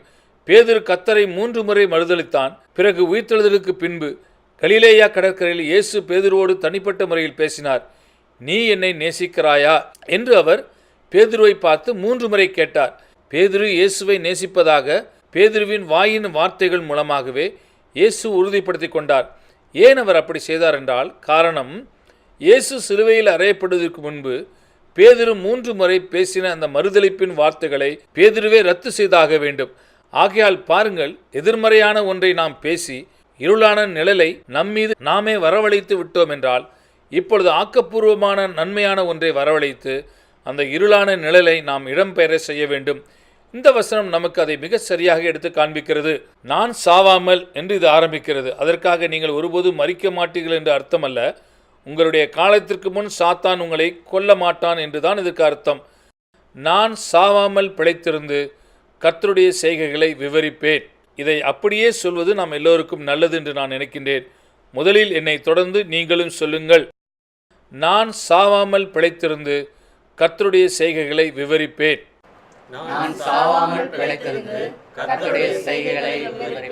இப்போது நாம் எல்லோரும் இதை சேர்ந்து இதை சொல்வோம். நான் சாவாமல் பிழைத்திருந்து கர்த்தருடைய செய்கைகளை விவரிப்பேன். இன்னும் முறை நாம் இதை சொல்வோம். நான் சாவாமல் பிழைத்திருந்து கர்த்தருடைய செய்கைகளை விவரிப்பேன். இப்படி சொல்லும் பொழுது அது உங்களுடைய வாழ்க்கையின் முடிவிடத்தையே மாற்றியமைக்கும். சரி, இப்பொழுது நாம் இன்னொரு எடுத்துக்காட்டிற்கு செல்வோம். யூத வரலாற்றின் மகா சோகமயமான சம்பவம் இது. மத்தேயு 27 அதிகாரத்திலே இயேசு அங்கே பிலாத்துவுக்கு முன்பாக நிற்பதை நாம் வாசிக்கின்றோம். அவரை விடுதலை செய்யும்படி பிலாத்து விரும்புகிறான். மத்தேயு 27 அதிகாரம் 24, 25 வசனங்களை நாம் வாசிக்கலாம். கலகம் அதிகமாகிறதே அல்லாமல் தன் பிரயாணத்தினாலே பிரயோஜனமில்லை என்று பிலாத்து கண்டு தண்ணீரை அள்ளி ஜனங்களுக்கு முன்பாக கைகளை கழுவி, இந்த நீதிமானுடைய இரத்தப்பழிக்கு நான் குற்றமற்றவன், நீங்களே பார்த்து கொள்ளுங்கள் என்றான். அதற்கு ஜனங்கள் எல்லாரும், இவனுடைய இரத்தப்பழி எங்கள் மேலும் எங்கள் பிள்ளைகள் மேலும் இருப்பதாக என்று சொன்னார்கள். பாருங்கள், இது என்ன? இது தங்கள் மீது தாங்களே திணித்துக் கொள்ளும் ஒரு சாபமாகும். இது யூத வரலாற்றின் மகா சோகமயமான ஒரு நிகழ்வாகும். இந்த வார்த்தைகள் மூலம் சோகத்தின் நூலிலை யூத வரலாற்றின் ஊடாக நெய்யப்பட்டு விட்டது. இது 19 நூற்றாண்டுகளாக தொடர்ந்து கொண்டிருக்கின்றது. நமக்கு நாமே தீங்கு விளைவித்துக் கொள்ளும் விதத்தில் நாம் பேசக்கூடாது என்பதை கற்றுக்கொள்வதற்கு இது ஒரு நல்ல பாடமாகும். தேவன் ஆபிரகாமை சாபங்களிலிருந்து பாதுகாத்தார் என்று நான் கடந்த செய்தியில் உங்களுக்கு பிரசங்கித்தேன். உன்னை சபிக்கிறவனை நான் சபிப்பேன் என்று அவர் சொன்னார். ஆனால் யூத ஜனங்களை ஒரே ஒரு விஷயத்திலிருந்து மாத்திரம் தேவனால் பாதுகாக்க முடியவில்லை. அவர்கள் தாங்கள் கூறிக்கொண்ட சாப வார்த்தையிலிருந்து அவர்களை தேவனால் கூட பாதுகாக்க முடியவில்லை. இது நம்முடைய வாழ்க்கையில் பலமுறை உண்மையாய் நடந்திருக்கின்றது. நம்மை குறித்து நாம் என்ன சொல்கிறோம் என்பதை தவிர மற்ற எல்லாவற்றிலும் இருந்தும் தேவனால் நம்மை பாதுகாக்க முடியும். அடுத்தது பொதுவாக வரக்கூடிய இன்னொரு சாபத்தை குறித்து நாம் பார்க்கலாம். வேத வசனங்களுக்கு முரண்பட்ட விதத்தில் ஏற்படுத்தும் உடன்படிக்கை மூலம் இந்த சாபம் வருகின்றது. யாத்திராகமம் 23 அதிகாரம் 32 வசனத்திலே, கானான் தேசத்தை இஸ்ரவேல் ஜனங்கள் யாரிடமிருந்து சுதந்திரிக்கப் போகிறார்களோ அவர்களோடு இஸ்ரவேல் ஜனங்களுக்கு எப்படிப்பட்ட உறவு இருக்க வேண்டும் என்றும் சொல்லப்பட்டிருக்கிறது. அவர்கள் எல்லாருமே சிலைகளை வழிபடுகிறவர்கள், அவர்கள் ஜீவ தேவனுக்கு எதிராக கலகம் பண்ணுகிறவர்கள். அவர்களோடு எப்படி இருக்க வேண்டும் என்பதை குறித்து யாத்ராகமம் 23ஆம் அதிகாரம் 32ஆம் வசனத்திலே மோசே சொல்கிறான். அவர்களோடும் அவர்கள் தேவர்களோடும் நீ உடன்படிக்கை பண்ணாதிருப்பாயாக. ஒன்றை நீங்கள் புரிந்து கொள்ள வேண்டும். பொய்யான தெய்வங்களை வழிபடுகிறவர்களோடு கூட நீங்கள் ஒரு உடன்படிக்கையை ஏற்படுத்திக் கொள்கிறீர்கள் என்றால் நீங்கள் அவர்களுடைய தெய்வங்களோடு உடன்படிக்கை ஏற்படுத்திக் கொண்டீர்கள் என்று அதற்கு அர்த்தம். இப்பொழுது நான் ஒன்றை சொல்லப் போகிறேன். அது யாருக்கும் இடரலாக இருக்காது என்று நான் நம்புகிறேன். நான் இதை சொல்வதற்கு காரணம் என்னுடைய விருப்பமே ஜனங்களுக்கு உதவி செய்வதுதான். மேற்கத்திய உலகத்தின் இன்றைய கலாச்சாரத்தில் இது மிகவும் அதிகமாக காணப்படுகிறது. அதற்கு ஒரு பொதுவான எடுத்துக்காட்டு சிற்பிகளின் கூட்டமைப்பாகும் ஃப்ரீ மேசனரி. ஒரு நபர் சிற்பியாக மாறும் பொழுது அவர் மற்ற சிற்பிகளோடு ஒரு உடன்படிக்கையை ஏற்படுத்திக் கொள்கிறார். அது மிகவும் ரகசியமானது என்று அந்த கூட்டமைப்பில் இருப்பவர்கள் உங்களிடம் சொல்வார்கள். ஆனால் அது அப்படியல்ல. 1950ஆம் ஆண்டுகளிலே பிரிட்டனில் ஆங்கிலிக்கன் சபை குருவாயிருந்த ஹேனா என்பவரால் ஒரு புஸ்தகம் எழுதப்பட்டது. கண்களுக்கு தெரியும் இருள் என்ற அர்த்தத்தில் வரும் டார்க்னஸ் விசிபிள் என்ற தலைப்பில் அந்த புஸ்தகம் எழுதப்பட்டது. ஃப்ரீ மேசனரி கூட்டமைப்பில் அவர்கள் பின்பற்றக்கூடிய முக்கியமான சடங்குகள் மற்றும் வழிபாடுகள் எல்லாவற்றையும் குறித்து அந்த புஸ்தகத்தில் எழுதப்பட்டிருந்தது. 30 வருடங்களுக்கு மேலாகியும் அந்த குழுவில் இருந்த ஒரு நபரு கூட அந்த புஸ்தகத்தில் எழுதப்பட்டிருந்தவர்களை குறித்து எந்த கேள்வியும் கேட்டதில்லை. நீங்கள் ஒரு ஃப்ரீ மேசனரியாக ஆன பிறகு ஃப்ரீ மேசனுடைய குழுவினுடைய ரகசியங்களை நீங்கள் வெளிப்படுத்தினால் உங்கள் மீதே ஒரு சாபத்தை நீங்கள் சொல்ல வேண்டும். உங்களுடைய நாவு துண்டிக்கப்படும், உங்களுடைய வலதுகரம் வெட்டப்பட்டு உங்களுடைய இடது தோளின் மேல் எரியப்படும். அலைகள் மேலெழும்பி கீழே விழுகின்ற ஒரு இடத்தில் ஒவ்வொரு 24 மணி நேரமும் இருமுறை உங்களுடைய சரீரம் போடப்படும். இதெல்லாம் தங்கள் மீதே தாங்களே போட்டுக்கொள்கிற சாபங்களாகும். இந்த ஃப்ரீ மேசனரி என்பது விக்கிரகங்களை வழிபடும் ஒரு மதமாகும். இந்த மதத்தின் மிகவும் முக்கியமான 32ஆம் கட்டளையில் ஜாபுலோன் என்று அழைக்கப்படும் ஒரு நபருக்கு ஆராதனை செலுத்த வேண்டும் என்பது தெளிவாக அங்கீகரிக்கப்பட்டிருக்கின்றது. ஜாபுலோன் என்பது யெகோவா, பாகால், ஓசிரிஸ் என்பவைகள் ஒன்றிணைந்த ஒன்றாக இருக்கின்றது. ஆக வேதாகமத்தின் ஒரே மெய்யான தேவன் 2 பொய்யான தெய்வங்களோடு ஒன்றாக சேர்க்கப்பட்டிருக்கின்றார். இதை தேவன் அறவே வெறுக்கிறார். நீங்களும் இதோடு ஒரு உடன்படிக்கையை ஏற்படுத்திக் கொள்கிறீர்கள் என்றால் நீங்கள் அந்த தெய்வங்களோடு ஒரு உடன்படிக்கையை ஏற்படுத்திக் கொள்கிறீர்கள் என்று அர்த்தம். எனக்கு கிடைத்த அதிகமான அனுபவங்களின் அடிப்படையில் நான் இதை சொல்கின்றேன். அந்த எல்லா அனுபவங்களையும் என்னால் நேரம் எடுத்து இங்கு சொல்ல முடியாது. ஆனால் ஒன்றை நான் இங்கு சொல்கின்றேன். ஆஸ்திரேலியாவில் 3 அல்லது 4 வருடங்களுக்கு முன்பு நானும் எனது மனைவியாகிய ரூத்தும் ஒரு ஞாயிற்றுக்கிழமை காலையில் ஒரு சபையில் ஊழியம் செய்து கொண்டிருந்தோம். நாங்கள் அங்கு ஜனங்களுக்காக ஜெபித்துக் கொண்டிருந்தோம். 18 வயது மதிக்கத்தக்க ஒரு வாலிப பெண் தன் கைகளில் ஒரு சிறிய குழந்தையை ஏந்தியவளாய் எங்களிடம் வந்தாள். அந்த குழந்தைக்காக ஜெபிக்கும்படி அவள் எங்களை கேட்டுக்கொண்டாள். அந்த குழந்தையை பார்த்தால் பிறந்து 6 நாட்கள் தான் ஆகியிருக்கும் என்று நீங்கள் சொல்வீர்கள். ஆனால் அந்த குழந்தை பிறந்து 6 வாரங்கள் ஆகிவிட்டது என்று அவள் சொன்னாள். என்ன பிரச்சனை என்று நாங்கள் அவளிடம் கேட்டோம். சத்தான உணவு எதையும் அந்த குழந்தை சாப்பிடுவதில்லை என்று அந்த வாலிப பெண் சொன்னாள். ஆகையால் நாங்கள் ஜெபித்தோம். தேவனுடைய வல்லமை அந்த வாலிப பெண் மீது இறங்கியது. அவள் தரையில் விழுந்து புரண்டாள். ரூத் அந்த குழந்தையை அவளுடைய கரங்களிலிருந்து வாங்கி கொண்டாள். அந்த பெண் தரையில் அப்படியே கிடந்தபோது தேவன் ரூத்திற்கு அறிவை உணர்த்தும் வார்த்தையை, அதாவது அந்த பிரச்சனைக்கான காரணத்தை வெளிப்படுத்தினார். ரூத் அதை அந்த வாலிப பெண்ணுக்காக ஜெபித்து கொண்டிருந்தவர்களிடத்தில் தெரியப்படுத்தினாள். அந்த வாலிப பெண்ணுடைய அப்பா இந்த ஃப்ரீ மேசனரி கூட்டமைப்பை சேர்ந்தவர். ஜாபுலோனை வழிபடுகிறவர் என்று ரூத் சொன்னாள். அந்த வல்லமையை எதிர்த்து செயல்படுங்கள் என்றும் ரூத்து சொன்னாள். அந்த ஜெபக்குழுக்கள் அந்த வல்லமையை எதிர்த்து நின்ற அந்த கணமே அந்த வாலிப பெண் தன் உடலை அப்படியும் இப்படியும் வளைத்து நெளிந்து அலறினாள். பிசாசனுடைய வல்லமை இதன் மூலம் வெளிப்பட்டது. அந்த ஜெபக்குழுக்கள் தொடர்ந்து வல்லமையாய் அதற்கு எதிர்த்து நின்றார்கள். முடிவில் ஒரு நீண்ட சத்தத்தோடு அவள் விடுதலையாக்கப்பட்டாள். இதில் குறிப்பிட வேண்டிய இன்னொரு விஷயம் என்னவென்றால், ரூத்தின் கையில் இருந்த அந்த வாலிப பெண்ணுடைய குழந்தையும் அதே நேரத்தில் துல்லியமாக அதே போன்ற ஒரு சத்தத்தை வெளிப்படுத்தியது. ஆக அந்த தாய் விடுதலையானது மட்டுமல்ல, அவருடைய குழந்தையும் விடுதலையானது. பிரியமானவர்களே, 6 மணி நேரங்களுக்கு பிறகு அன்று மாலை அவர்கள் அங்கே திரும்பி வந்தார்கள். குழந்தை எப்படி இருக்கிறது என்று நாங்கள் அந்த தாயிடம் கேட்டோம். காலையிலிருந்து தன் குழந்தை 3 பாட்டில்கள் நிறைய பால் குடித்ததாக அவள் சொன்னாள். நீங்கள் ஒரு உண்மையை பார்க்க வேண்டும் என்று நான் விரும்புகிறேன். ஜாபுலோனை வழிபடும் ஃப்ரீ மேசனரி கூட்டமைப்பில் தகப்பன் இருந்தபடியால் அது ஒரு சாபத்தை அவருடைய மகள் மீதும் அவருடைய பேத்தி மீதும் கொண்டு வந்து விட்டது. இன்னும் இப்படி நிறைய எடுத்துக்காட்டுகளை என்னால் கொடுக்க முடியும். ஆனால் நமக்கு அதற்கு நேரம் இல்லை. சாபம் குடும்பத்தை பாதிக்கிறது, அது சந்ததியாரை பாதிக்கிறது, அது மனைவியை அல்லது கணவனை பாதிக்கிறது, அது உறவினர்களையும் பாதிக்கின்றது. இவ்வகையான சாபங்கள் இன்னும் பல வழிகளில் உள்ளே வருகின்றன.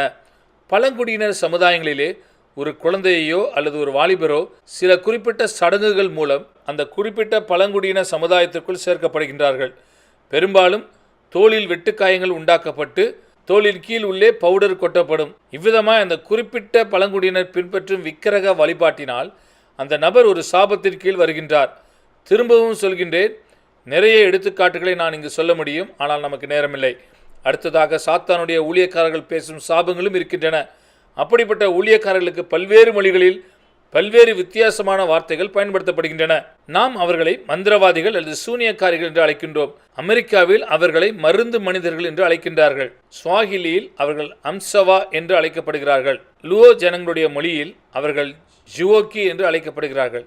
நான் சரியாக சொல்கிறேன் என்றால் மௌரிஸ் மத்தியில் அவர்கள் டுமாங்கா என்று அழைக்கப்படுகிறார்கள். அதே விஷயம்தான் வெவ்வேறு பெயர்களை கொண்டு அழைக்கப்படுகிறது. வெவ்வேறு தோற்றங்களை உடையதாக இருக்கிறது. ஒளிவு மறைவு இல்லாமல் இதை நான் நேரடியாக சொல்கின்றேன். அப்படிப்பட்ட நபர்களிடத்தில் மெய்யாகவே இயற்கைக்கு அப்பாற்பட்ட வல்லமை இருக்கிறது. நீங்கள் அதை குறைவாக மதிப்பிட்டு விடாதீர்கள். நீங்கள் ஒரு பழங்குடியின சமுதாயத்திடத்தில் மிஷனரியாக செல்கிறீர்கள் என்றால் அவர்களிடம் போய் பிசாசுகள் என்பதெல்லாம் நிஜமல்ல, சாத்தான் என்று ஒருவனெல்லாம் இல்லை என்று சொல்லிக் கொண்டிருக்காதீர்கள். காரணம், இந்த விஷயத்தில் அவர்கள் உங்களை காட்டிலும் அதிகமாக அறிந்து வைத்திருக்கின்றார்கள். சாத்தான் என்ற ஒருவன் இருக்கிறான், ஆனால் இயேசுவுக்கு அதிக வல்லமை இருக்கிறது என்பதுதான் உங்களுடைய செய்தியாக இருக்க வேண்டும். அவர்கள் இந்த செய்தியை குறிப்பாக நீங்கள் இதை ஒரு செயல் விளக்கமாக அப்பட்டமாக அப்படியே நடைப்பித்து காண்பிக்கிறீர்கள் என்றால் அவர்கள் இதை செவி கொடுத்து கேட்பார்கள். இதற்கு ஒரு எடுத்துக்காட்டை கொடுக்க வேண்டும் என்று நான் நினைக்கின்றேன். திரும்பவும் ஜாம்பியாவில் நடந்த இன்னொரு சம்பவத்தை நான் இங்கு சொல்கின்றேன். இதை சாட்சியாக பார்த்த ஒரு நபர் இதை எங்களுக்கு எழுதி கொடுத்திருக்கிறார். ஒரு ஆப்பிரிக்க கிறிஸ்தவ சபையில் 2 மூப்பர்கள் ஒருவருக்கொருவர் சண்டை போட்டுக் கொண்டார்கள். இப்பொழுது நான் சொல்லப்போவது உங்களுக்கு விசித்திரமாக தெரியலாம், ஆனால் இது ஆப்பிரிக்காவில் வழக்கமாக நடக்கின்ற ஒன்றுதான். அவர்களில் ஒரு மூப்பர் ஒரு மந்திரவாதியிடம் நேராக சென்று தன்னோடு சண்டை போட்ட இன்னொரு மூப்பரை சபிக்கும்படி கேட்டார். அந்த மந்திரவாதிக்கு அதை செய்வதில் ரொம்பவும் சந்தோஷம். காரணம், ஒரு கிறிஸ்தவரை சபிக்கப் போவதை குறித்து அந்த மந்திரவாதி மிகவும் சந்தோஷப்பட்டான். அவன் என்ன செய்தான் தெரியுமா? அவன் வெளியே சென்று ஒரு புதரின் கீழே இருந்த ஒரு வகை மண்ணை கொஞ்சம் எடுத்து திரும்பி வந்தான். அதை அவன் களிமண்ணை போலாக்கி ஒரு கண்ணாடியின் மீது தடவினான். பிறகு அவன் அந்த மூப்பரிடம், இப்பொழுது அந்த மண்ணை துடைத்துவிட்டு கண்ணாடியில் நீ என்ன பார்க்கிறாய் என்பதை என்னிடம் சொல் என்றான். அந்த மூப்பரும் அவ்வாறே செய்துவிட்டு கண்ணாடியில் பார்த்தபோது அதில் யாரை சபிக்க வேண்டுமென்று அவர் விரும்பினாரோ அந்த இன்னொரு மூப்பரின் முகம் தெரிந்தது. இப்பொழுது அந்த மந்திரவாதி கத்தியை எடுத்து அந்த கண்ணாடியை கிழித்து வெட்டிவிடு என்றான். அந்த மூப்பர் அப்படியே செய்தார். அவர் அதை செய்த பொழுது கண்ணாடியில் ரத்தம் தெரிந்தது. பிறகு அந்த மூப்பர் வீடு திரும்பிய போது அந்த இன்னொரு மூப்பர் மரித்த செய்தியை கேள்விப்பட்டார். இதை நீங்கள் என்னவென்று சொல்வீர்கள்? இதை ஒரு கொலை என்று உங்களால் சொல்ல முடியாது. இந்த காரணத்தினால்தான் வேதாகமம் மந்திரவாதியும் பில்லி சூனியத்தையும் தீவிரமாக எதிர்க்கிறது, அதிகாரப்பூர்வமாய் அதை தடை செய்கிறது என்பதை உங்களால் புரிந்து கொள்ள முடிகிறதா? இந்த சம்பவத்தை ஆதாரத்தோடு துல்லியமாக ஒரு மிஷனரி தான் எங்களிடம் சொன்னார். அவருக்கு 70 வயது இருக்கும். அவர் தன்னுடைய சிறு வயதிலிருந்தே ஒரு மிஷனரியாக ஊழியம் செய்து கொண்டிருக்கிறார். இதையெல்லாம் நான் ஏன் சொல்கிறேன் என்றால், இந்த விஷயங்களை நீங்கள் குறைவாக மதிப்பிட்டு விடாதீர்கள். அதற்காக உங்களை பயமுறுத்தும்படி நான் இதையெல்லாம் சொல்லவில்லை. இயேசு சொன்னார், இதோ கண்களை ஏறெடுத்து பாருங்கள், சத்துருவின் சகல வல்லமையின் மீதும் நான் உங்களுக்கு அதிகாரத்தை கொடுக்கிறேன் என்று சொல்லியிருக்கின்றார். ஒன்றை நாம் இங்கு கவனிக்க வேண்டும். சத்துருவாகிய பிசாசுக்கு எந்த வல்லமையும் இல்லை என்று இயேசு இங்கு சொல்லவில்லை. ஆனால் இயேசு இங்கு என்ன சொன்னார்?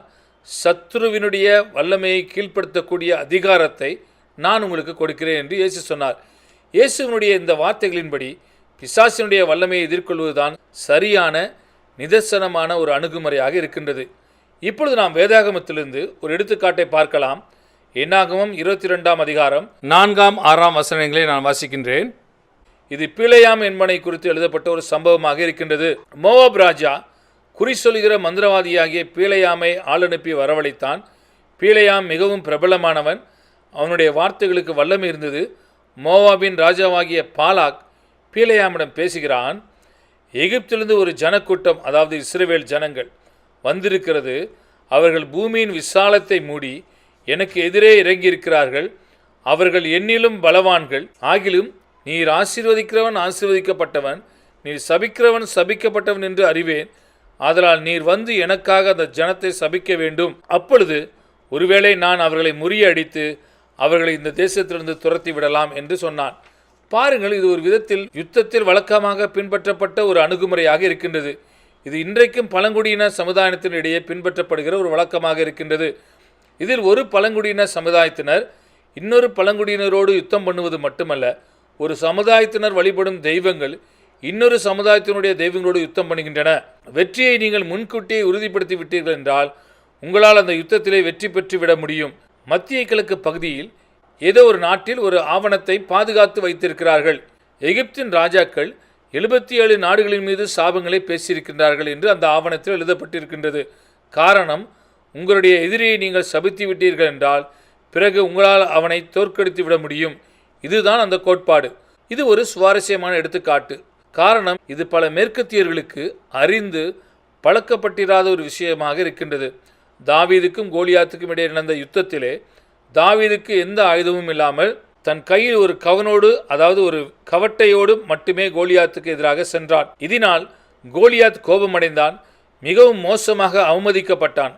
அப்பொழுது என்ன நடந்தது? 1 சாமுவேல் 17ஆம் அதிகாரம் 43ஆம் வசனம் இப்படியாக சொல்கிறது. பெலிஸ்தியன் தாவீதை பார்த்து, நீ தடிகளோடு என்னிடத்தில் வர நான் நாயா என்று சொல்லி அவன் தன் தேவர்களை கொண்டு தாவீதை சபித்தான். உங்களால் இதை புரிந்து கொள்ள முடிகிறதா? அவர்கள் யுத்தம் பண்ணுவதற்கு முன் கோலியாத் தன்னுடைய விக்கிரக தெய்வங்களை உள்ளே வரவழைக்கின்றான். அதற்கு தாவீது சொன்ன பதில், நான் என்னுடைய சொந்த நாமத்தினாலே உனக்கு எதிராக வரவில்லை, இஸ்ரவேலின் தேவனும் சேனைகளின் கர்த்தருமாகிய எங்கள் தேவனுடைய நாமத்தினாலே நான் உனக்கு எதிராக வருகிறேன் என்று அவன் கூறுகிறான். பாருங்கள், இது தெய்வங்களுக்கு இடையேயான ஒரு யுத்தமாக இருக்கின்றது. யார் இந்த யுத்தத்தில் ஜெயித்தது என்று உங்களுக்கு தெரியும். ஒரே மெய்யான தேவனாகிய நம் தேவன் தான் அதிலே ஜெயித்தார். ஆனாலும் சாத்தானுடைய ஊழியக்காரர்களுக்கு நம்மை சபிப்பதற்கான வல்லமை இருக்கிறது என்பதை உங்களுக்கு எடுத்து காண்பிக்க நான் விரும்பினேன். திரும்பவும் சொல்கின்றேன், தனிப்பட்ட விதத்தில் நாங்கள் உதவின ஜனங்களுடைய வாழ்க்கையிலிருந்து பல எடுத்துக்காட்டுகளை என்னால் எடுத்து காண்பித்து இதை விளக்கி சொல்ல முடியும். சாபம் வரக்கூடிய ஒரு கடைசி வழியையும் நாம் பார்த்து விடலாம். இது உபாகமம் 7ஆம் அதிகாரம் 26ஆம் வசனத்தில் எழுதப்பட்டிருக்கின்றது. முந்தின வசனம் கானான் தேசத்தில் வாழ்ந்த ஜனங்களை குறித்து பேசுகிறது. அவர்கள் தேவர்களின் விக்கிரகங்களை அக்கினியினால் சுட்டெரிக்க கடவாய், நீ அவைகளால் சிக்கிக்கொள்ளாதபடிக்கு அவைகளில் இருக்கிற வெள்ளியையும் பொன்னையும் செய்யாமலும் அதை எடுத்துக்கொள்ளாமலும் இருப்பாயாக. அவைகள் உன் தேவனாகிய கர்த்தருக்கு அருவருப்பானவைகள். இப்பொழுது 26ஆம் வசனம் இப்படியாக சொல்கிறது. அவைகளைப் போல நீ சாபத்துக்குள்ளாகாதபடிக்கு அருவருப்பானதை உன் வீட்டிலே கொண்டு போகாயாக. அதை சீ என்று வெறுத்து முற்றிலும் அருவருக்க கடவாய், அது சாபத்திற்குள்ளானது என்று எழுதப்பட்டிருக்கிறது. விக்கிரகங்களோடும் மந்திர வழிபாடுகள் மற்றும் சூனியங்களோடும் சம்பந்தப்பட்ட ஏதாவது ஒன்றை நீங்கள் உங்களுடைய வீட்டிற்குள் சேர்த்துக் கொள்கிறீர்கள் என்றால் உங்களுடைய வீட்டிற்குள் சாபம் நுழையும்படி நீங்கள் ஒரு வழியை திறந்து விட்டீர்கள் என்று அர்த்தம். திரும்பவும் சொல்கின்றேன், இது நாம் அடிக்கடி கையாளுகின்ற ஒரு விஷயமாக இருக்கின்றது. இப்படிப்பட்ட விடுதலை கூட்டங்கள் நடத்தி முடித்த பிறகு நான் ஜனங்களிடம் சொல்வது இதுதான். ஒரு சாபத்திலிருந்து உங்களுக்கு விடுதலை தேவையாக இருக்கிறது என்று நீங்கள் விசுவாசிக்கிறீர்கள் என்றால் உங்களுடைய வீட்டிற்கு சென்று உங்களுடைய வீட்டில் என்ன விதமான பொருட்கள் இருக்கின்றன என்பதை நீங்கள் பரிசோதித்து பாருங்கள். அது உங்களுக்கு நன்மையாக முடியும். கர்த்தராகிய இயேசுவை தவிர வேறு ஏதாவது ஒரு தெய்வத்தை விளம்பரப்படுத்தக்கூடிய பொருட்கள் உங்களுடைய வீட்டில் இருக்கிறதா என்று பரிசோதித்து பாருங்கள். என்னுடைய தனிப்பட்ட கோட்பாடு இதுதான். இயேசு கிறிஸ்துவை கனவீனம் பண்ணக்கூடிய, அவமதிக்கக்கூடிய எந்த பொருளும் என்னுடைய வீட்டிற்குள் இருக்கக்கூடாது. சீக்கிரமாக நான் இங்கு ஒரு எடுத்துக்காட்டை சொல்ல விரும்புகிறேன். எங்களை சந்திக்கின்ற பெற்றோர் பெரும்பாலும் இவ்வாறாக சொல்வதுண்டு. அவர்களுடைய குழந்தைகள் இரவில் அமைதியாக தூங்குவதில்லை, திடீரென்று பயத்தில் வீறிட்டு அழுகின்றன. அதற்கு ஒரு பொதுவான காரணம் இதுதான். அவர்களுடைய வீட்டில் எங்கோ ஒரு இடத்தில் சாத்தான் நுழைவதற்கான ஒரு வழி திறக்கப்பட்டிருக்கின்றது. ஆகையால் நீங்கள் உங்களுடைய வீடு முழுவதும் மேலிருந்து கீழாக அலசி ஆராய்ந்து தேட வேண்டியது அவசியமாயிருக்கின்றது. மந்திரவாத சூனிய கிரியைகளோடு சம்பந்தப்பட்ட எதையாகிலும் நீங்கள் கண்டுபிடிக்கிறீர்கள் என்றால் முதலில் அதை தூக்கி எறிய வேண்டியது உங்களுடைய வேலையாயிருக்கிறது. குருட்டுத்தனமான மூட நம்பிக்கையுடைய சம்பந்தப்பட்ட ஒரு விஷயமாயிருந்தாலும் யோசிக்காமல் அதை தூக்கி எறிய வேண்டியது அவசியம். குதிரை லாடங்கள் துரதிர்ஷ்டத்தையும் துர்பாக்கியத்தையும் வீட்டை விட்டு துரத்தும் என்று சிலர் நம்புகிறார்கள். இது ஒரு குருட்டுத்தனமான மூட நம்பிக்கை.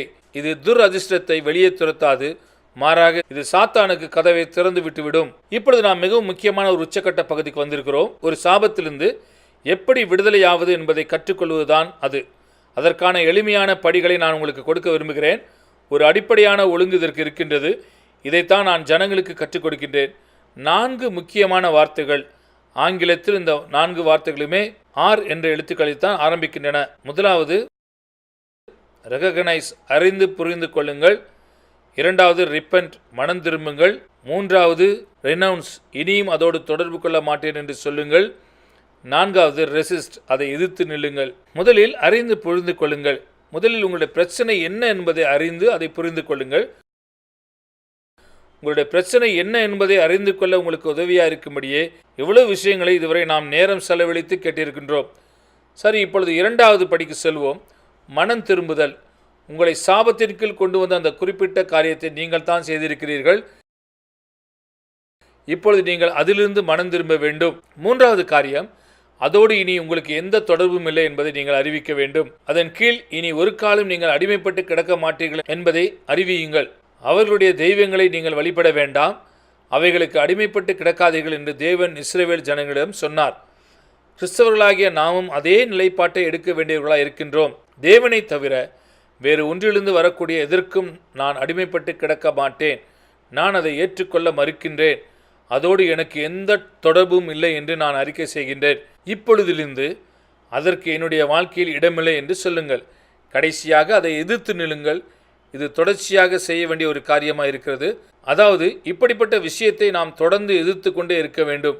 அது திரும்பவும் உங்களுடைய வாழ்க்கையின் கட்டுப்பாட்டை எடுத்துக்கொண்டு விடாதபடிக்கு அதற்கு நீங்கள் மறுப்பு தெரிவித்து கொண்டே இருக்க வேண்டும்.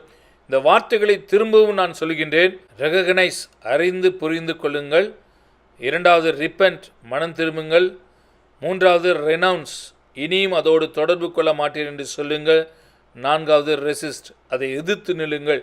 யாக்கோபு 4:7 சொல்கின்றது, ஆகையால் தேவனுக்கு கீழ்ப்படிந்திருங்கள், சத்துருவுக்கு அல்ல, பிசாசுகளுக்கு அல்ல, தேவனுக்கு கீழ்ப்படிந்திருங்கள். பிசாசுக்கு எதிர்த்து நில்லுங்கள், அப்பொழுது அவன் உங்களை விட்டு ஓடி போவான்.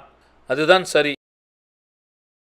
நீங்கள் இந்த நிபந்தனையெல்லாம் பூர்த்தி செய்யும் பொழுது இது நிச்சயம் நடக்கும். பிரியமானவர்களே, சரிதானே? ஆனால் எதிர்த்து நிற்பது என்பது சில நேரங்களில் தொடர்ச்சியாக நடக்க வேண்டிய ஒரு விஷயமாக இருக்கின்றது. பலமான காற்று அடிக்கும் பொழுது நீங்கள் கதவை சாத்தியே வைத்திருக்க வேண்டும். அப்படித்தான் எதிர்த்து நிற்பதும் இருக்கின்றது. நீங்கள் கதவை திறந்து விடுவீர்கள் என்றால் அவ்வளவுதான், அந்த பலமான காற்று வீட்டிற்குள் அடித்து வீட்டை நாசம் பண்ணிவிடும். இப்பொழுதும் நீங்கள் உங்களுடைய விடுதலைக்கு அடிப்படை ஆதாரமான வசனத்தில் உறுதியாக கால் ஊன்றி நிற்க வேண்டும். அதற்கு சிறந்த ஒரு வேதவசனம் கலாத்தியர் 1:13-14 எழுதப்பட்டிருக்கின்றது. நான் வாசிக்கின்றேன். கிறிஸ்து நமக்காக சாபமாகி சாபத்திற்கு நம்மை நீங்களாக்கி மீட்டு கொண்டார். ஆபிரகாமின் ஆசீர்வாதம் நமக்கு வரும்படியாக இப்படி ஆயிற்று என்று எழுதப்பட்டிருக்கின்றது. நான் இன்னும் ஒரு சில வசனங்களை உங்களுக்கு தருகின்றேன். எபேசியர் 1:7 இப்படியாக சொல்லுகின்றது, இவருடைய, அதாவது இயேசுவினுடைய இரத்தத்தினாலே பாவ மன்னிப்பாகிய மீட்பு இவருக்குள், அதாவது இயேசுவுக்குள் நமக்கு உண்டாயிருக்கிறது என்று சொல்லப்பட்டிருக்கின்றது. கொலோசையர் 1:12-13 இப்படியாக சொல்கின்றன, ஒளியிலுள்ள பரிசுத்தவானுடைய சுதந்திரத்தில் பங்கடைவதற்கு நம்மை தகுதியுள்ளவர்களாக்கினவரும் இருளின் அதிகாரத்தினின்று நம்மை விடுதலையாக்கி தமது அன்பின் குமாரனுடைய ராஜ்யத்துக்கு உட்படுத்தினவருமாயிருக்கிற பிதாவை ஸ்தோத்தரிப்போம். குமாரனாகிய அவருக்குள் அவருடைய இரத்தத்தினாலே பாவ மன்னிப்பாகிய மீட்பு நமக்கு உண்டாயிருக்கிறது என்று சொல்லப்பட்டிருக்கின்றது. ஆக சிலுவையில் இயேசு செய்தி முடித்த வேலையின் மூலம் இருளின் அதிகாரத்திலிருந்து, அதாவது சாத்தானுடைய ஆளுகை அதிகாரத்திலிருந்து நாம் விடுதலையாக்கப்பட முடியும். இயேசு கிறிஸ்துவனுடைய ராஜ்யத்திற்குள் நாம் கொண்டு போய் சேர்க்கப்படவும் முடியும். அதாவது இங்கே 2 மிகப்பெரிய ராஜ்யங்கள் இருக்கின்றன. இந்த 2 ராஜ்யங்களுக்கும் இடையே ஒரு மிகப்பெரிய இடைவெளி இருக்கின்றது. அந்த பக்கம் இருக்கும் ராஜ்யம் சாத்தானுக்கு சொந்தமான ராஜ்யமாக இருக்கின்றது. இந்த பக்கம் இருக்கும் ராஜ்யம் தேவனுடைய ராஜ்யமாக இருக்கின்றது. ஆனால் அந்த மிகப்பெரிய இடைவெளியில் ஒரே ஒரு பாலம் தான் இருக்கின்றது. அது இயேசு கிறிஸ்துவின் சிலுவையாகும். நீங்கள் அந்த பாலத்தில் நடந்து சென்றீர்கள் என்றால் பிசாசினுடைய ராஜ்யத்திலிருந்து வெளியேறி தேவனுடைய ராஜ்யத்துக்குள் நுழைந்துவிட முடியும். பிரியமானவர்களே, நீங்கள் இங்கு இருப்பதைத்தான் தேவனும் விரும்புகின்றார். இப்பொழுது நாம் 1 யோவான் 3:8 2ஆம் பகுதியை வாசிக்கலாம். பிசாசினுடைய கிரியைகளை அழிக்கும்படிக்கே தேவனுடைய குமாரன் வெளிப்பட்டார். எதை செய்யும்படி இயேசு கிறிஸ்து வெளிப்பட்டார்? பிசாசினுடைய கிரியைகளை அழிக்கும்படிக்கே இயேசு கிறிஸ்து வெளிப்பட்டார். அதற்காகவே அவரும் வந்தார். இப்பொழுது நாம் லூக்கா 10:19 வாசிக்கலாம். நான் இதை முன்பே மேற்கோள் காட்டியிருக்கின்றேன். இயேசு சொன்னார், இதோ சத்துருவினுடைய சகல வல்லமையை மேற்கொள்ளவும் உங்களுக்கு அதிகாரத்தை கொடுக்கின்றேன். இந்த வசனங்கள் மிகவும் தெளிவாக வேத வசன அடிப்படையாக இருக்கின்றன. இந்த வேத வசன அடிப்படையை நிலைநிறுத்திய பிறகு இப்பொழுது கிறிஸ்துவுக்குள் உங்களுடைய விசுவாசத்தை அறிக்கை செய்யுங்கள். காரணம், இயேசுவே நம்முடைய அறிக்கையின் மகா பிரதான ஆசாரியராய் இருக்கின்றார். இப்பொழுது நம்முடைய அறிக்கையின் அடிப்படையில் நீங்கள் அவரை குறித்து என்ன சொன்னீர்களோ உங்களுடைய பிரதான ஆசாரியராய் அவர் அப்படியே செயல்படுகிறார். மூன்றாவதாக, உங்களையே தேவனுக்கு கீழ்ப்படியும்படிக்கு ஒப்புக்கொடுங்கள். தேவனுடைய ஆசீர்வாதங்களுக்கு நாம் எப்படி தகுதியாக இருக்கிறோம் என்பது உங்களுக்கு நினைவிருக்கிறதா? நாம் அதற்கு என்ன செய்ய வேண்டும்? தேவனுடைய சத்தத்திற்கு நாம் செவி கொடுக்க வேண்டும். அவர் என்ன சொல்கிறாரோ அதற்கு கீழ்ப்படிந்து நாம் செயல்பட வேண்டும். ஆகையால் உங்களுடைய விடுதலையை நீங்கள் பெற்றுக்கொள்ளும் பொழுது உங்களுடைய மனதிலே நீங்கள் ஒன்றை உறுதியாக தீர்மானியுங்கள். இந்த கணத்திலிருந்து தேவன் என்ன சொல்கிறாரோ அதற்கு நான் செவி கொடுக்கப் போகிறேன், அதன்படி நான் செய்ய போகிறேன் என்று சொல்லி உங்களையே அதற்கு நீங்கள் ஒப்புக் கொடுக்க வேண்டும். அடுத்தபடி, தெரிந்தே நீங்கள் செய்த பாவங்கள் ஏதாகிலும் இருந்தால் அதை அறிக்கை செய்து விட்டுவிடுங்கள். அது நீங்கள் செய்த பாவமாக இருக்கலாம், அல்லது உங்களுடைய முன்னோர்கள் செய்த பாவமாகவும் இருக்கலாம். காரணம், உங்களுடைய முன்னோர்கள் செய்த பாவங்களும் உங்களுடைய வாழ்க்கையை இப்பொழுது பாதித்து கொண்டிருக்கலாம். ஆனால் அதில் ஒரு வித்தியாசம் இருக்கிறது. உங்களுடைய முன்னோர்களின் பாவங்களை குறித்த குற்ற உணர்வோடு நீங்கள் இருக்க தேவையில்லை. ஆனாலும் அவைகள் உங்களுடைய வாழ்க்கையை பாதிக்கும். உங்களால் இதை புரிந்து கொள்ள முடிகிறதா? உங்களுடைய தனிப்பட்ட பாவங்களுக்கு நீங்கள் தான் பொறுப்பாளிகளாக இருக்கிறீர்கள். ஆனால் இதை நீங்கள் முழுமையாகவும் தெளிவாகவும் புரிந்து கொள்ளும்படி ஒன்றை நான் சொல்கின்றேன். உங்களுடைய முன்னோர்கள் விக்கிரகங்களை வழிபட்டிருக்கின்றார்கள், அல்லது கிறிஸ்தவ விஞ்ஞானிகளாக இருந்திருக்கிறார்கள், அல்லது தேவனுக்கு விரோதமானது என்று நீங்கள் அறிந்திருக்கிற விஷயங்களை, வேத வசனத்திற்கு முற்றிலும் முரண்பட்ட விஷயங்களை உங்களுடைய முன்னோர்கள் செய்திருக்கிறார்கள் என்பது உங்களுக்கு தெரியும் என்றால் அதிலிருந்து நீங்கள் விடுவிக்கப்பட வேண்டும். அடுத்ததாக, மற்ற எல்லோரையும் நீங்கள் மன்னிக்க வேண்டியது மிகவும் அவசியமாக இருக்கின்றது. இயேசு கிறிஸ்து சொன்னார், நீங்கள் ஜெபிக்கும்படி வரும்பொழுது ஒருவரை குறித்து உங்களுடைய இருதயத்தில் கசப்போ பகை வைராக்கியமோ இருக்கும் என்றால் முதலில் நீங்கள் அவரை மன்னிக்க வேண்டும். இயேசு என்ன சொன்னார்? மன்னிங்கள் என்று சொன்னார். அதுதான் சரி.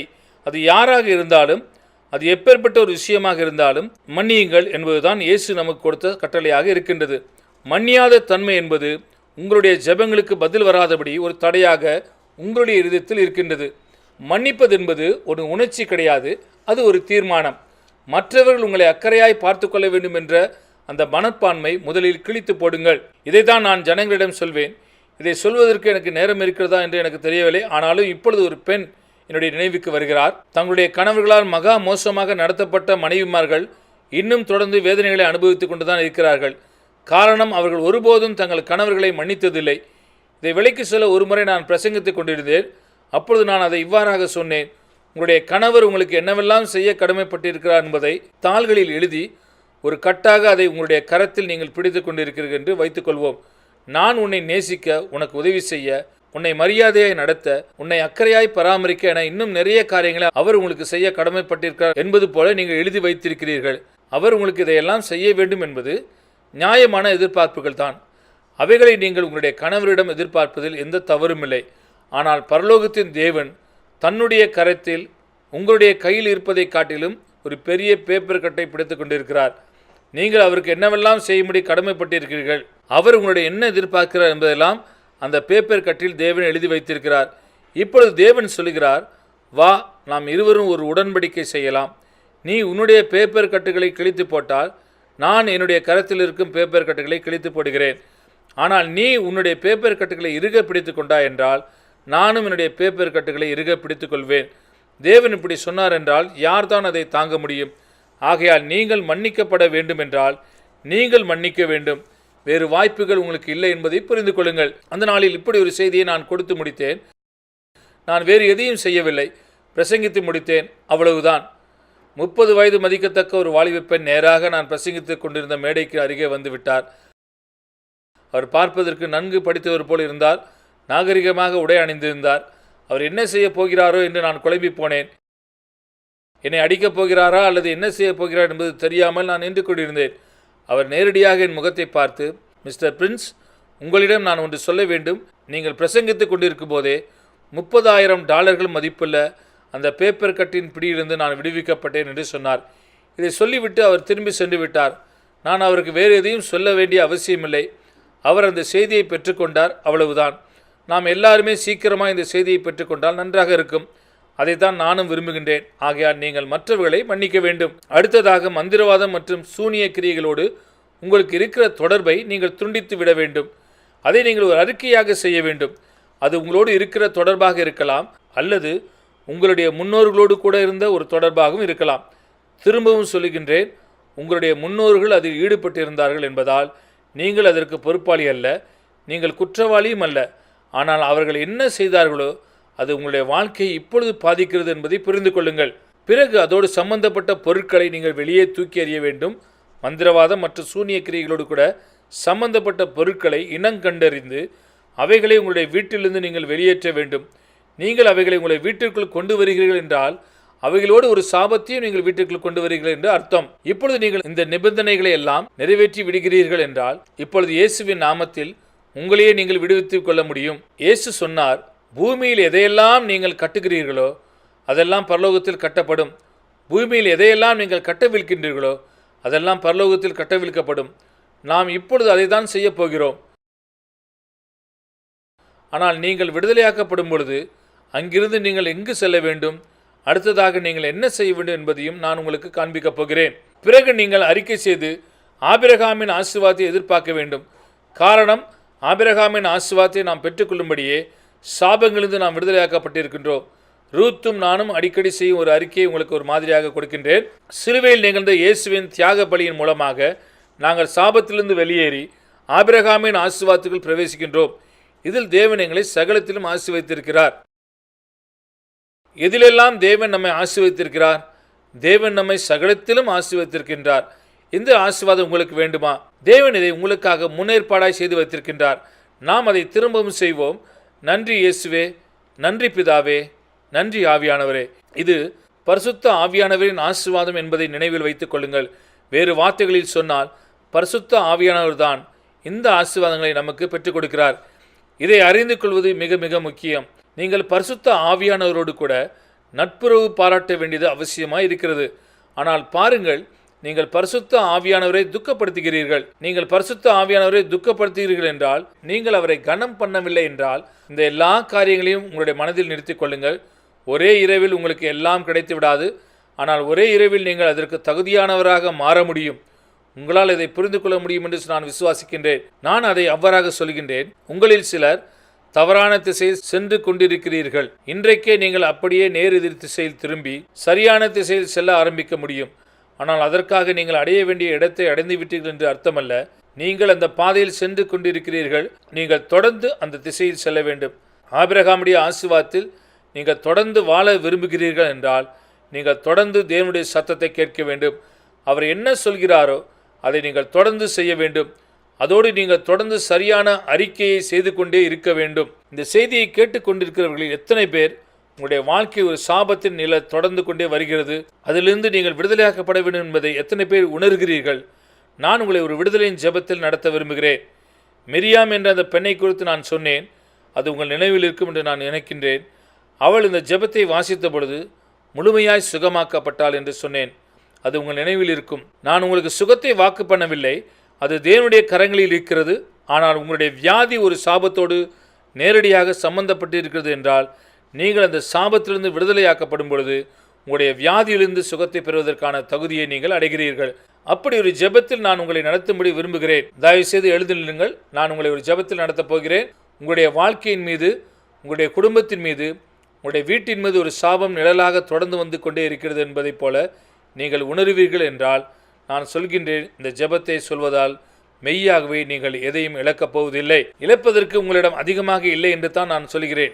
நான் உங்களை வழிநடத்தி செல்லப் போகிற படிகளை சீக்கிரமாய் வரிசைப்படுத்தி சொல்ல விடுகிறேன். முதலில் ஒரு தெளிவான வேதவசன அடிப்படை ஆதாரத்தை நாம் நிறுவினோம். நான் உங்களுக்கு சில வசனங்களை கொடுத்தேன். இப்பொழுது நீங்கள் கிறிஸ்துவுக்குள் உங்களுடைய விசுவாசத்தை அறிக்கை செய்ய வேண்டும். அவருக்கு கீழ்ப்படியும்படி உங்களை நீங்கள் ஒப்புக் கொடுக்க வேண்டும். நீங்களோ உங்களுடைய முன்னோர்களோ செய்த பாவங்களை எதையாக நீங்கள் அறிந்திருந்தால் அதை அறிக்கை செய்யுங்கள். நாம் அதை செய்யும் பொழுது நீங்கள் அதை அமைதலாக அறிக்கை செய்யும்படி ஒரு சில நிமிடங்கள் நான் உங்களுக்கு கொடுப்பேன். பிறகு மற்ற எல்லோரையும் மன்னிக்க வேண்டும். நீங்கள் மற்றவர்களை மன்னிக்கும்படி நான் உங்களுக்கு ஒரு சில நிமிடங்கள் கொடுப்பேன்.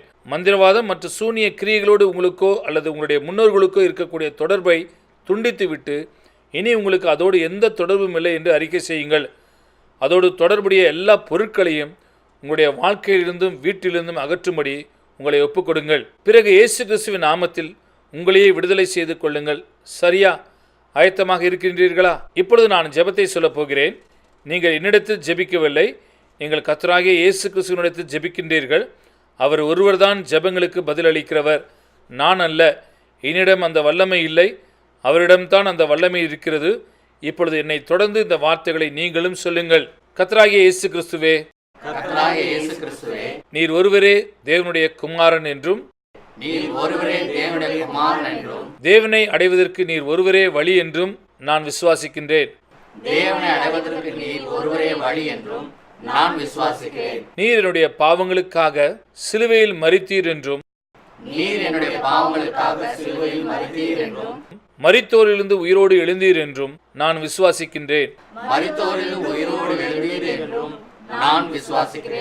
என் மீது வரவேண்டிய ஒவ்வொரு சாபத்தையும் நீர் சிலுவையில் ஏற்றுக்கொண்டீர்.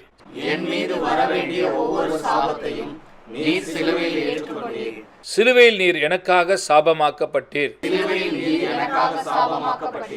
நான் சாபத்திலிருந்து விடுதலையாக்கப்பட்டு ஆசீர்வாதத்திற்குள் நுழையும்படி நீர் அப்படி ஆனீர்.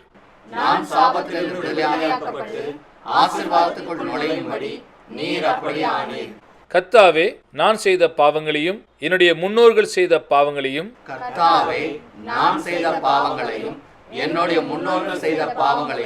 நான் அறிக்கை செய்கிறேன். நான் உம்மிடம் பாவ மன்னிப்பு கேட்கின்றேன். என்னை காயப்படுத்தின, எனக்கு எதிராக செயல்பட்ட ஒவ்வொருவரையும் நான் மன்னிக்கின்றேன்.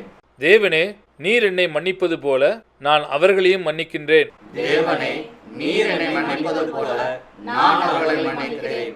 நான் என்னையே மன்னித்துக் கொள்கிறேன். மந்திரவாதம் மற்றும் சூனிய கிரியைகள் அவைகள் எந்த வடிவத்தில் இருந்தாலும்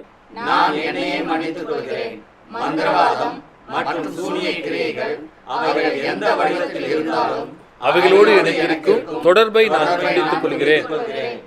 இனி அவைகளோடு எவ்விதத்திலும் நான் தொடர்பு கொள்ள மாட்டேன். அவைகளோடு சம்பந்தப்பட்ட எந்த ஒரு பொருளையும்